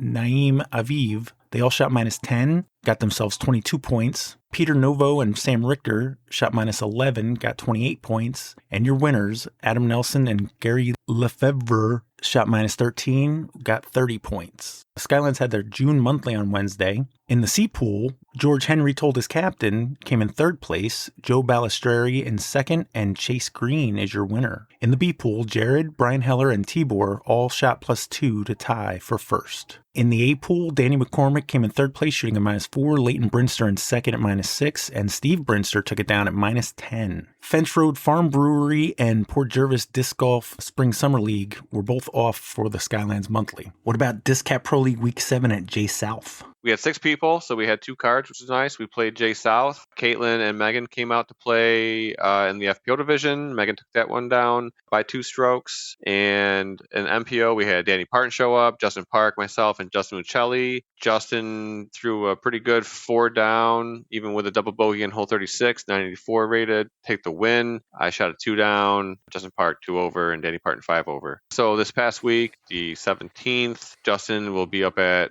Smuggler's Notch match for the bro, so I'll be running it, and we would have played J South or J West. Not really sure at this point, but J West doesn't really get rated rounds anymore since we do J South and J North for the jammer and stuff, so might try to get that in. No crazy layout? Nah, it's not worth it.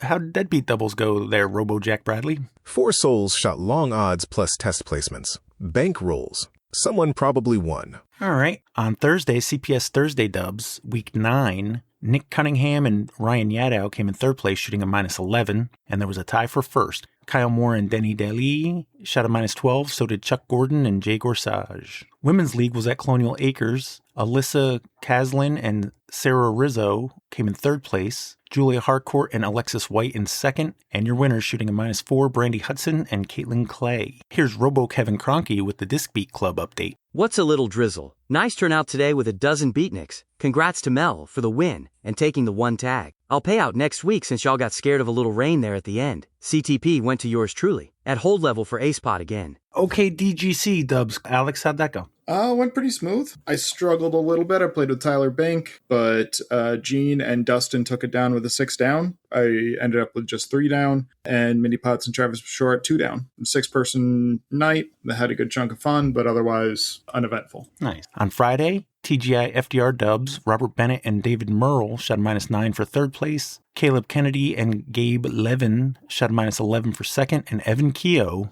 is your winner, shooting a -14. Skylands Friday Handicap, Richard Pilkington came in third, Mike Baglione in second, and Robert Valecki is your winner, shot a -11. Cranmore Dubs League at Jenkinsville this week. Let's hear from Robo Dave Martin with an update. Hot scores and even hotter temperatures tonight. Thank you everyone who came out despite the heat and humidity. First place went to Jonathan Klingler and Joe Polsoni with a -6, while Tyler Calzada and Charles H. took second and last cash, just 1 stroke behind at -5. Mike Prince absolutely parked hole 8 to take the CTP this evening and chose the cardiac arrest, but just couldn't resist giving his heart away to Joe. Next week, 6/19 at Moreau, ace pot at $423. SPW Dubs League, Randy, how'd that go? We had a fun card. Me and Terry Hudson and Kat played with Denny. Yeah, we dragged the kids around. They were actually really great. We just started off a little slow, and then we shredded the back 9. We get to start on hole 1 because Kevin's really nice and knows we have the kids, so he gives us the kind of easier flow of the course starting on hole 1. But yeah, we shredded the back 9. We came in tied for the lead, actually, me and Terry. It's nice playing with a lefty on that course, which was designed by a left-handed person. So a lot of the holes, I was like, oh yeah, it's another lefty hole. Like, you go first. Like, do whatever you want. And then like, I'll do whatever too. But then, Jay Gorsage threw a great tee shot on our playoff hole on hole 1 and made a nice 30-footer to finish it off. And unfortunately, we did not birdie it. So they ended up winning. Jade Gorsage and John Duda. Mm-hmm. On Saturday, Thatcher had their weekend points league. Let's hear from Robo Dan Perry to see how it went. Thanks to everyone who showed to our very tiny 4-people week 3 Thatcher dubs. Me and Dave A took it down with a down 10. Both the ace pot and points are at $25. Seeing how we did with the Mind Kill event and the Jammer happening next Saturday, I've decided to delay week 4 until June 27th. See everyone on 2. Sunday, Sassafras Sunday solos at Dove, the Handicap League. Kevin Kroenke and Chris Wilson tied for second place. Gabriel De Jesus is your winner. Long Island Sunday dubs, John Nichols and Josh Winkler took it down at -16. Stan D and Brian Wisher in second at 13 down. And PJ Lowell and Jonathan Burns came in third at -11. Wedge PDJ League Week 5, Trevor Lambert and Adam Gutman tied for second place in the MA1 division, and Charlie Hurd took it down at -11. How'd Spa go tonight, Joe? Went well. I had an amazing time. I got matched up with James Varkala, who's a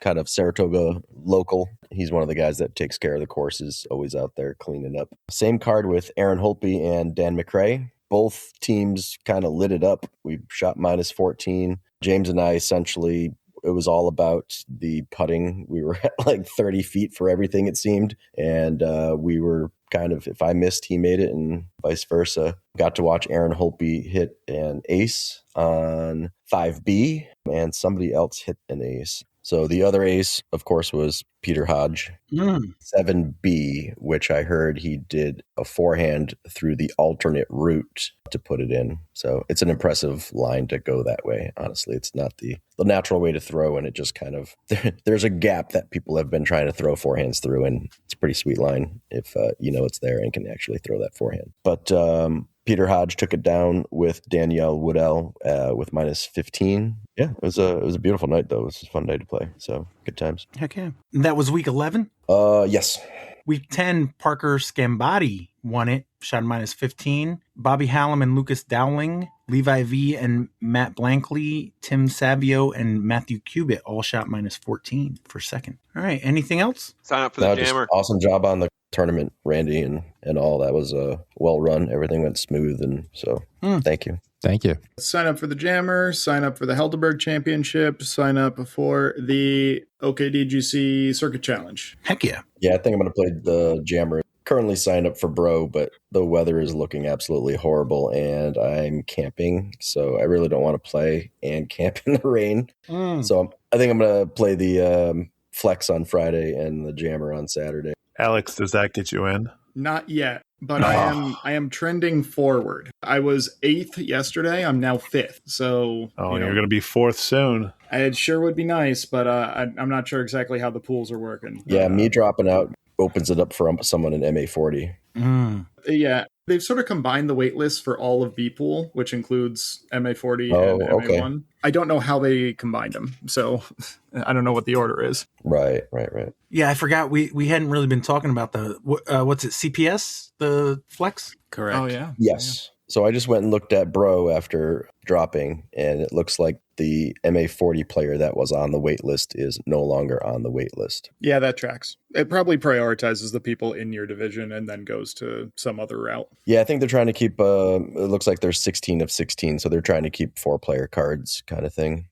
So, Alex, can you check where you're at? I mean, I see I'm number 5, but number 5, but there's no like unified wait list where I can see where I am in relation to any other divisions. I'm just going to say number 5 is alive. I mean, it's 3 places better than I was on Sunday, so... No help on that? Like the Johnny 5, number 5 is alive? Yeah, if you go look at the actual wait list, they're all broken down into divisions, so my guess is... whoever leaves your division opens it up for you in your division. I got the robot thing. I was muted. No, thank you. Somebody. Sorry. I got it. Yeah, I got him dancing, doing his little jig, and yeah, I'm sorry. I was muted. Number 5 is alive. Yeah, number 5 is alive. Any birthdays coming up? I didn't have any. Must not have been a particularly cold 9 months ago. No, then there was no farmhands needed at this point. Yeah, nobody. Wow, it's a dead zone. My birthday's next week, which will be before the next podcast, I guess. Okay. 24th. I also have Steve Tiska and Max Horowitz. Tiska on the 19th and Max on the 21st. Nice. Nick Bomer on the 20th. I actually haven't seen him in a while. So, Joe, is this next birthday going to change your division in any way? No, I'll be going to 47, so a couple more years. All right. Well, thank you, Randy, Jaimen, Corey, Tim, Alex, Joe, and Evan, and Sweet Up Hudson. Thanks, Pat. Thanks, Pat. Thanks, Pat. Thanks, everybody.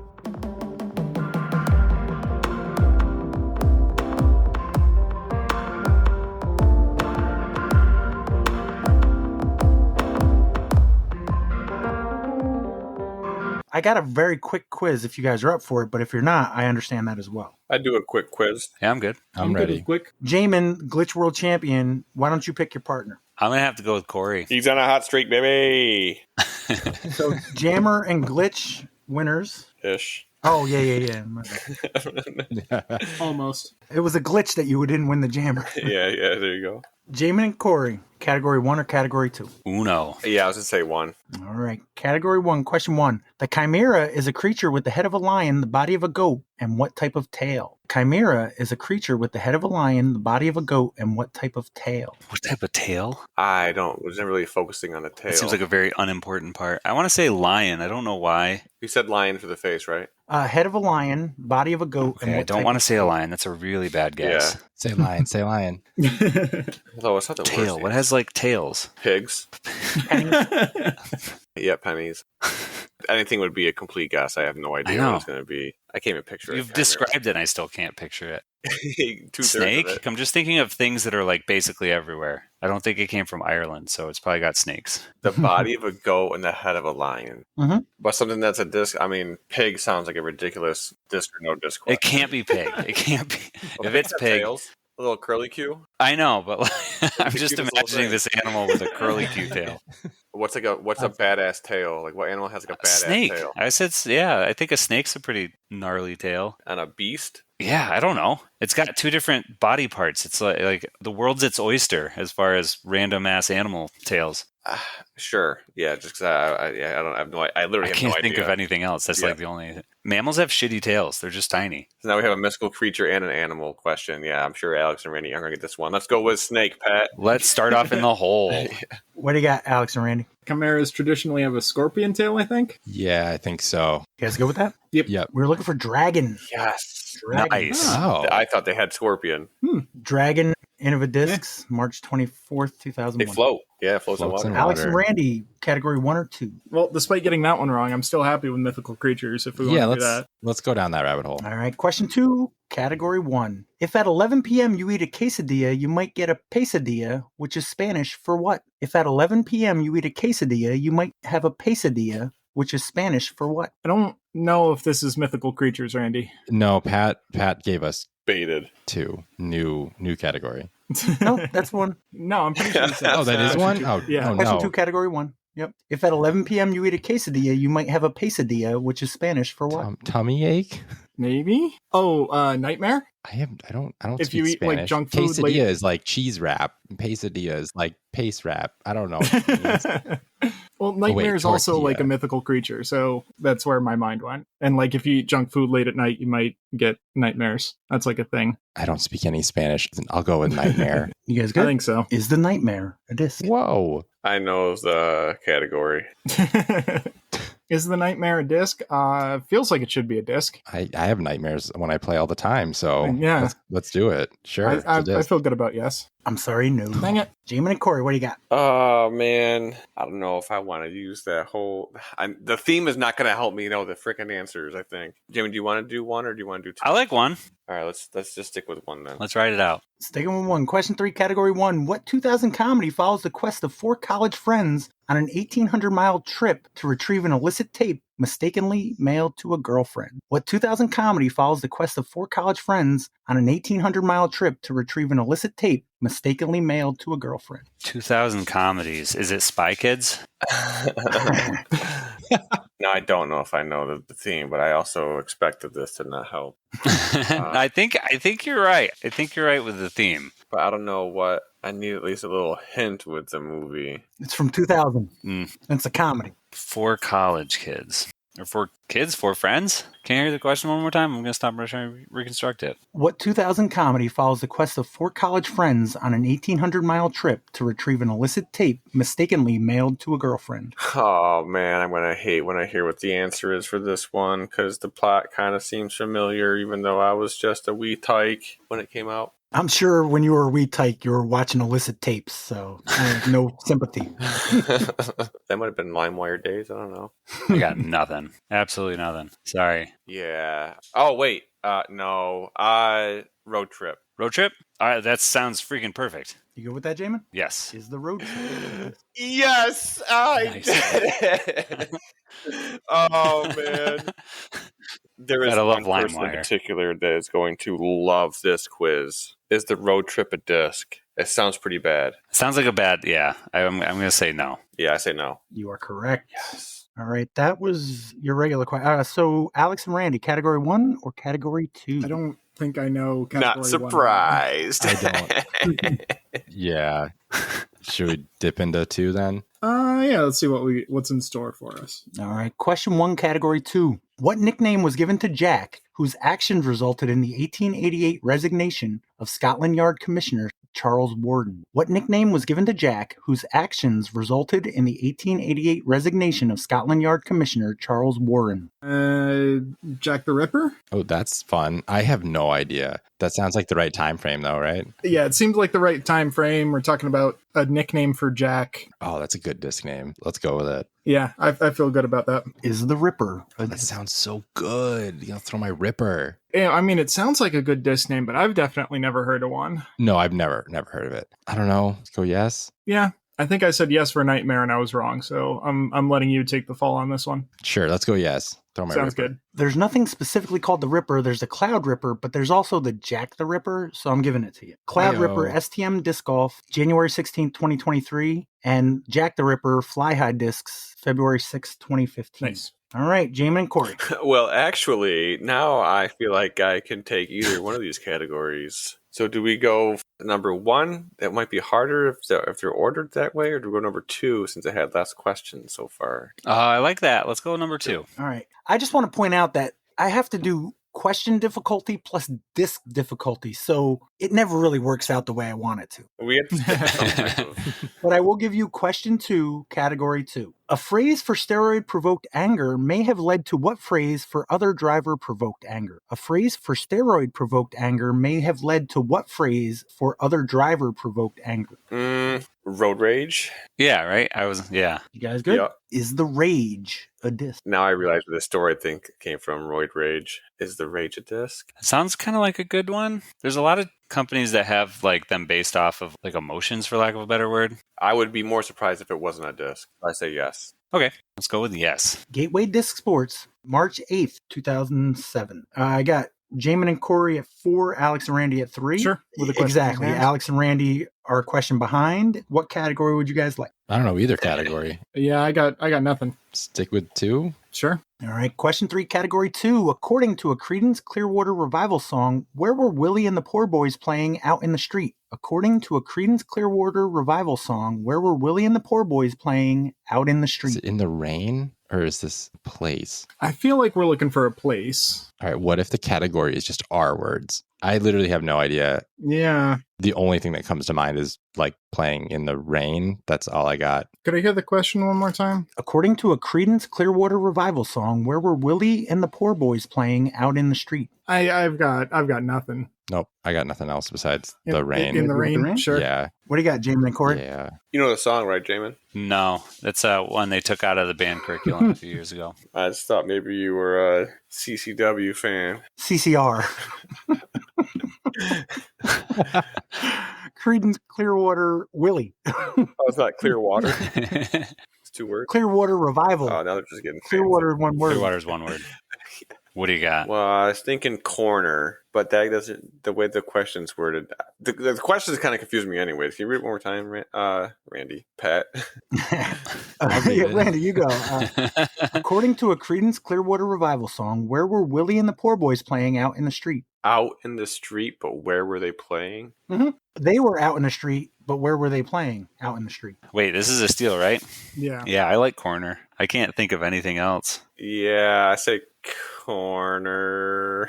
The corner? Yeah. I'm like, I have a song in my head, but I don't actually know if it's CCR. Sing it. No, it's the next part goes in Winslow, Arizona. Standing on the corner in Winslow, Arizona. Such a fine sight to see. That was the Eagles. Damn it. Not that I should be helping you, but you know. That sounded like I think you've already given your answer. I was already stuck on corner, yeah. We'll take the corner. We were looking for down on the corner, out in the street. Will and the Poor Boys were playing. As soon as Corey said corner, I'm like, oh, I know exactly what song we're talking about, and I know the lyrics. But you still don't know. I couldn't place it. Is the corner a disc? I feel like it's a lightning disc, like one of the old ones, like the number 2 slice or whatever. I don't like the word as a disc, but if you're making up references, then I'll take it. I'm buying. You're selling. Okay. Yeah, I mean, we're also. Yeah. This is house money. Okay, so. sure. Yes, it is a disc. I'm sorry, no. Okay, that's fine. Halfway through, we're at 5-3. That was a steal, so it is your pick. We're 3 questions from category 1, 3 questions from category 2. Jaimen and Corey, what category would you like? Let's do 1, back and forth. Yeah, sounds good. Question 4, category 1. In what 1986 film does Clint Eastwood play a Marine sergeant who prepares young recruits for the Grenada invasion? In what 1986 film does Clint Eastwood play a Marine sergeant who prepares young recruits for the Grenada invasion?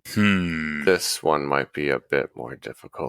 I'm blanking on a lot of the potential answers. I've just been kind of letting you go on this one. I don't know if you noticed.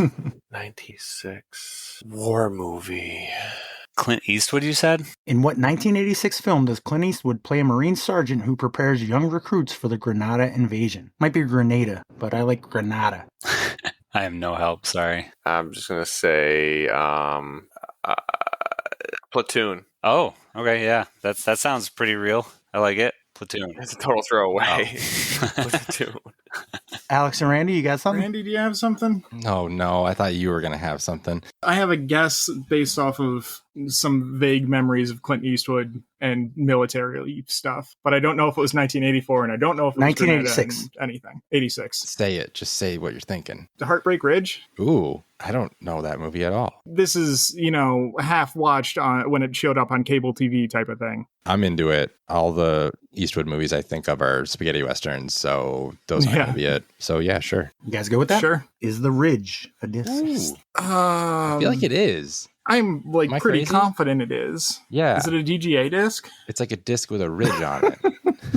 No, I have no idea. But I think it's a disc. I don't know why it sounds familiar. I'm happy with yes, it's a disc. Randy, you good? Yes. Vibram Disc Golf, December 3rd, 2009. And we are tied with you guys still to pick this round. 5-5, Category 1 or Category 2, Alex and Randy. I'm still so I have lost on the no categories. idea. Literally no idea. I don't know. 1? Stick with 1? Sure. I think Corey knows that one, but Oh yeah, let's steal those away from Corey.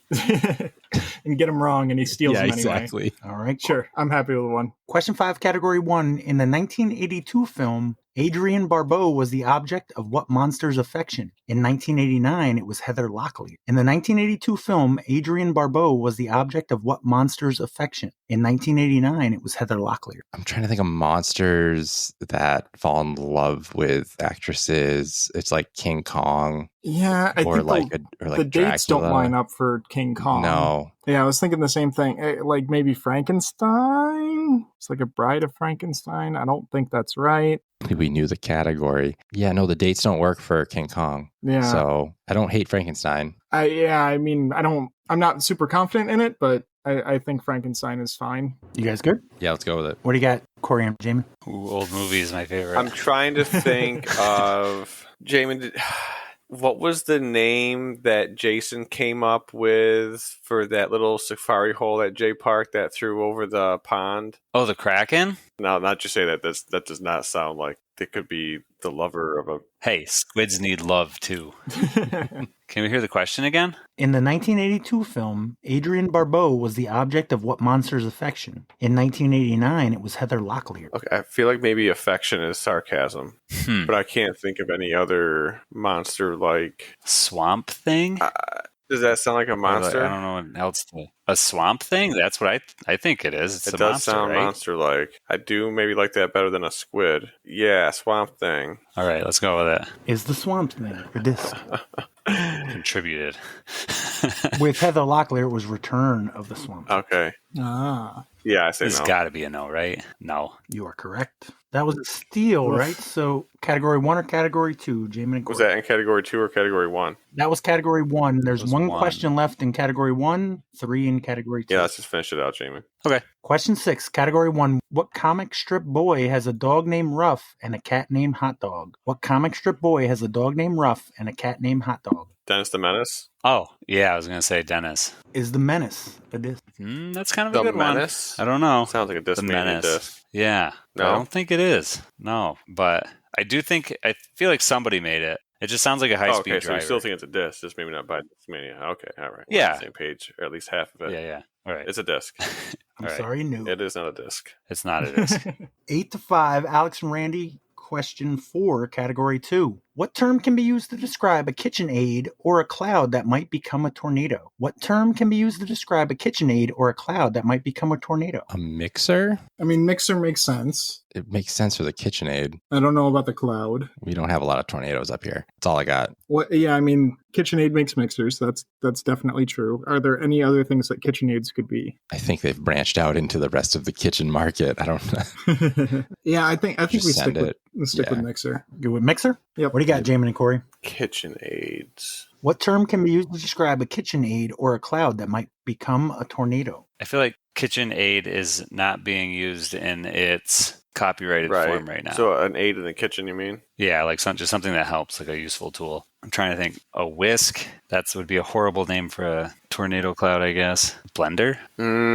Damn. I got nothing on this one. Pitchfork. Pitchfork. That's what I use in my kitchen. All the time. You guys good? Yeah. We're looking for a funnel. Oh, a funnel Yeah. cloud. That makes sense. Which is not a disc. All right, final round, 8-5. Jaimen and Corey over Alex and Randy. Jaimen and Corey, question 5, category 2. In 1971, where did Tony Orlando ask the girl to knock 3 times if you want me, twice on the pipe if the answer is no? In 1971, where did Tony Orlando ask the girl to knock 3 times if you want me, twice on the pipe if the answer is no? All right, step 1. Who's Tony Orlando? Tony Orlando and Dawn? Tie a yellow ribbon around the old road tree. No, showing my age. That was before I was even born, so.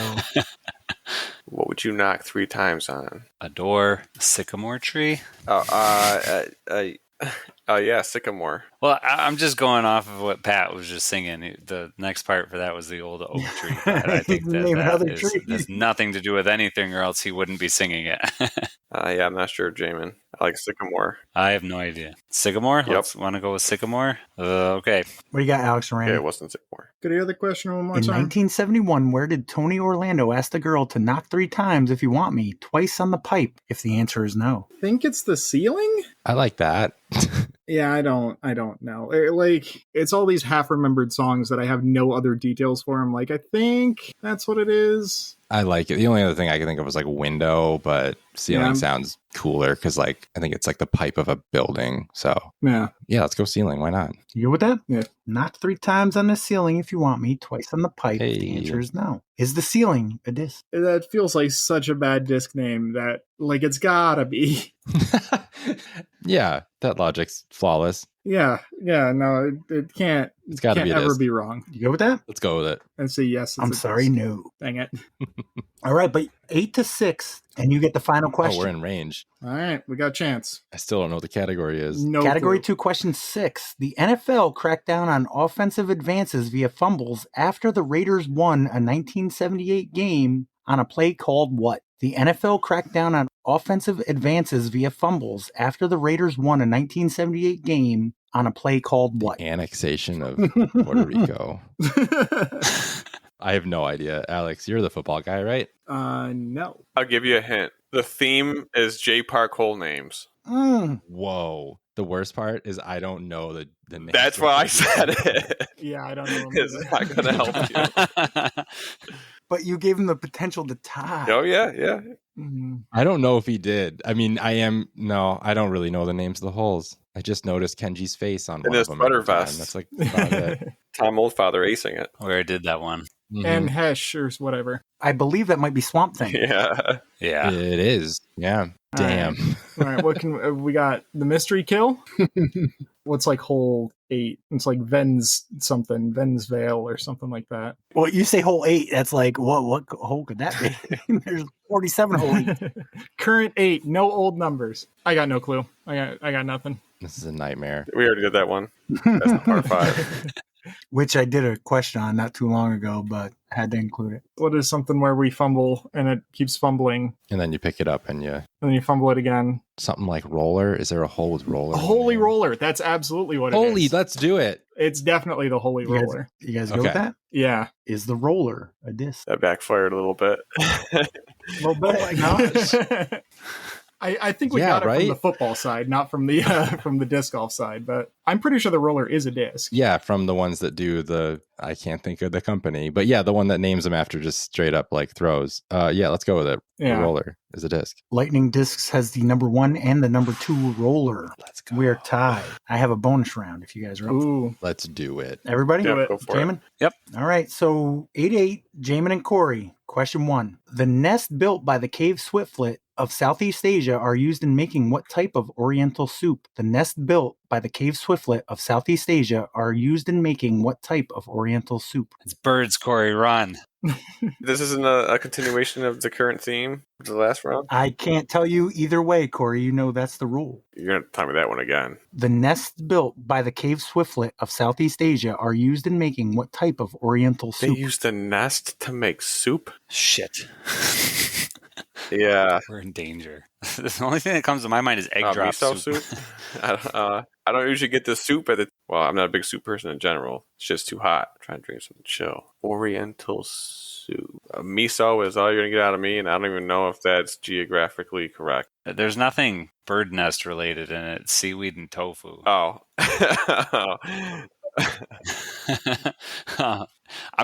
The only thing that I can possibly think of is egg drop soup, and that's like not a good answer, but it's, you know what I mean? It's an answer. You guys good with that? Sure. Yeah. What do you got, Alex and I Randy? got to hear the question again. The nests built by the cave swiftlet of Southeast Asia are used in making what type of oriental soup? Bird's nest soup. I also was just thinking bird nest soup. Is this still J Park holes? It could be. I don't know. This is the bonus round. I can't say either way. I know. I figured you wouldn't answer me. Is there a hole called the bird's nest? I mean, like, what other popular soups are there? Like ramen. They don't use. I haven't had a bird's nest in my ramen so far. Dude, I don't know.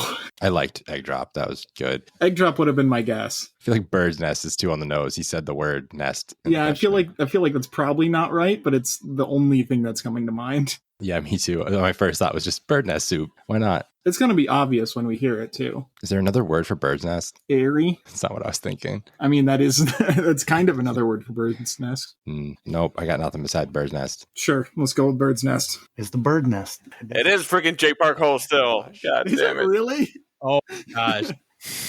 All right. Is the bird's nest a disc? That sounds like a terrible disc name. I agree. It's not a good disc name. I don't know the rules of overtime though. So I think I'm happy with no. yeah, let's go no. You are correct. All right, you get question 2. Synonyms for base include support and what word which you put a person on proverbially when they have no flaws. Synonyms for base include support and what word which you put a person on proverbially when they have no flaws. Pedestal? Pedestal. Is that hole 36? I don't know. Let's go with it. I'm happy with pedestal. Is the pedestal a disc? No. Corey doesn't think it's a disc.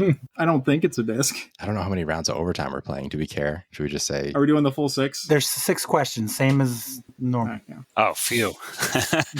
It very much does not feel like a disc. I'm happy with no. Okay. Yeah, no. All right, you are correct. Question 3, Jaimen and Corey. What is the name of the private disc golf course owned and operated by Morgan Wright, a local disc golfer who built the course by allowing people to adopt fairways and sponsor pins and play for free if they do? What is the name of the private disc golf course owned and operated by Morgan Wright, a local disc golfer who built the course by allowing people to adopt fairways and sponsor pins and play for free if they do? I believe that's Heiser Creek. Is this a trick? And I also Heiser Creek. feel like Pat just ripped that off of the Discap webpage for the course. Word for word.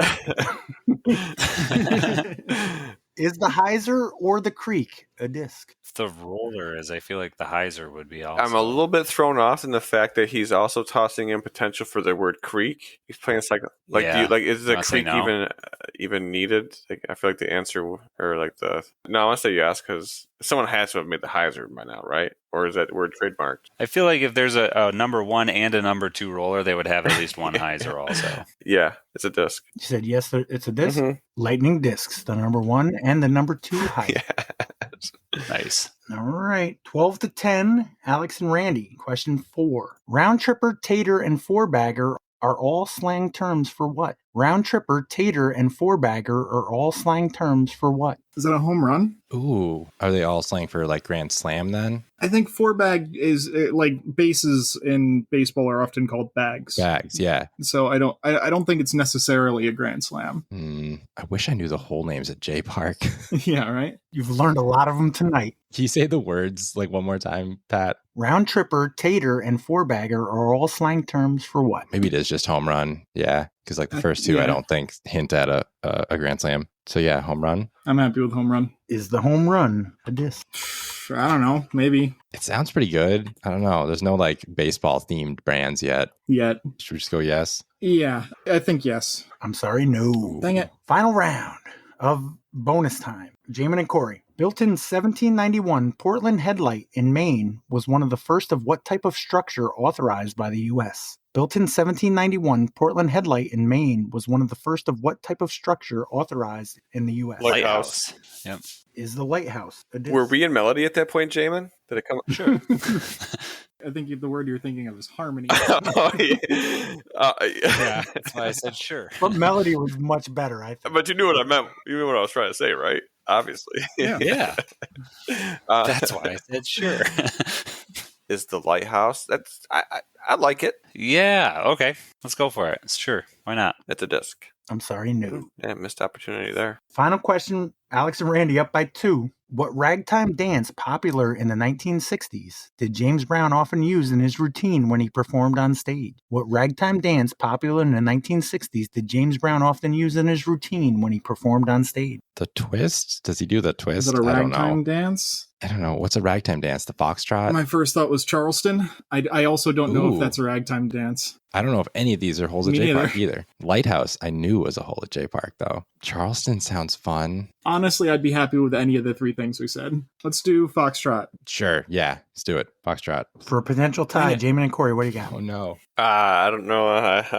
Okay, ask a question one more time, please. What ragtime dance popular in the 1960s did James Brown often use in his routine when he performed on stage? I have no idea, Jaimen. What's hole one's name? I don't know. Is that you're just asking because that's you're gonna go through all the holes? Yeah, if you got time. Well, one I can't think of one. I can't think of a lot of them right now. Justin Muccelli and Brian are gonna rip me a new one for failing, but like Fat Annie, Cedar, Whale Tail. It's not Whale Tail, right? Whale Tail. I mean, yeah. Rocky Hill, Rock and Bowl, Dick and Shirley's Tree Love, Mystery Kill, Pitchfork. That's hole 4. Yeah, yeah. I was dropping hints. I knew I missed one. That must have been it. Pitchfork. I didn't find that one. I think I can spill the beans now. I walked up before the tournament. I was going to register, and Justin Muccelli was like, "Hey, I got an idea for disc or no disc." Oh, what a jabroni! Damn it, he's just trying to flex because he's actually studied and knows like all of them. Can't think of any other ones. Yeah, I've got nothing. I've been like pretty useless on this one. I'm just like thinking of random holes. I feel like it might be even hole 11, but I'm blanking on that one. But I know that Tony Malakowski sponsored it. What's hole 10's name? Ripper. 12 is Fat Annie. Valley Drive. It might not be a wood hole. Flying V. Camel Walk. Camel Walk. That sounds like a dance. It does kind of sound like it could be a dance. We'll keep that one. What's hole 7's name? Sorry, I can't be any actual. I'm blanking on that one too. Let's just go with Camel Walk. Is that what you're going with? Mm-hmm. Is the Camel Walk a disc? Yes. Yes. Hole 15 Good job, Corey. made the hole my bitch this weekend. I birded you. I got you right on the trivia. The Camel Walk. Is the Camel Walk a disc? That cannot be a disc name. Okay, yeah, let's not think about it. It's not a disc, Pat. All right. Well, my other idea was to just run through the last of the names of the tiebreaker. No. I think Corey You wins just this heard one. half of them, Alex. I've heard all the ones that I've heard. No. I got 19 left. We got 2 minutes. Jaimen and Corey, name Just a hole. Flying V. Any hole that we haven't used. I mean Pitchfork. That one I didn't have. Okay, so Flying V. Okay, Alex and Randy. Wait, they don't get 2, so we can still. No, he said he doesn't have He that said one. he didn't have Pitchfork. Oh, Yeah, so they wasted 2. Rude. Yeah.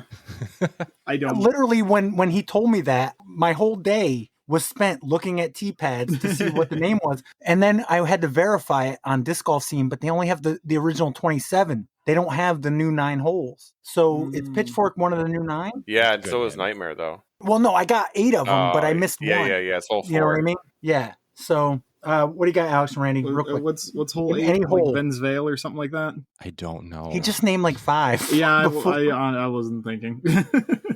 I thought the game was over at that point. To be fair, the disc captain should have won this one.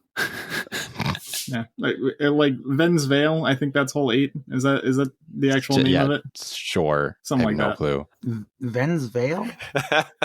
Is that a Stony Kill hole that I'm just totally conflating with a J Park hole? Do the Stony Hill holes have names? Oh my god, I'm the worst local player ever. Apparently, I got nothing. Nothing. I mean, he said Fat Annie 47 times. He did. I got Fat Annie, Cove Creek, Top of the Kiln, Right on Vine, Valley Drive, Whale Tail, Rocky Hill, Rock and Bowl, Tree Love, Mount Misery, Hannah Croy Maze, Mystery Kill, Pine Boulevard, which is hole 1, Jaimen, Cedar Grove, Starry Drive, Mossy Grotto, Sycamore Boom, and One Run. Those are the ones I couldn't find questions for. You did it pretty good with all the other ones, though.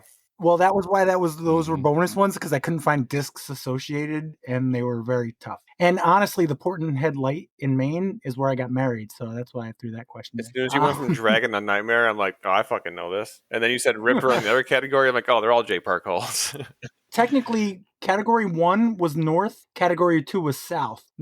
Yeah, except Heartbreak Ridge, which is technically not in north, but since Evan Parsley played it, I included it. Oh, damn, I didn't think about that. I was literally messaging Jaimen, and I'm like, it's definitely J Park holes. And he's like, is it north and south? I'm like, no, Heartbreak Ridge, that's east. That's 26B. You don't play it in either of them.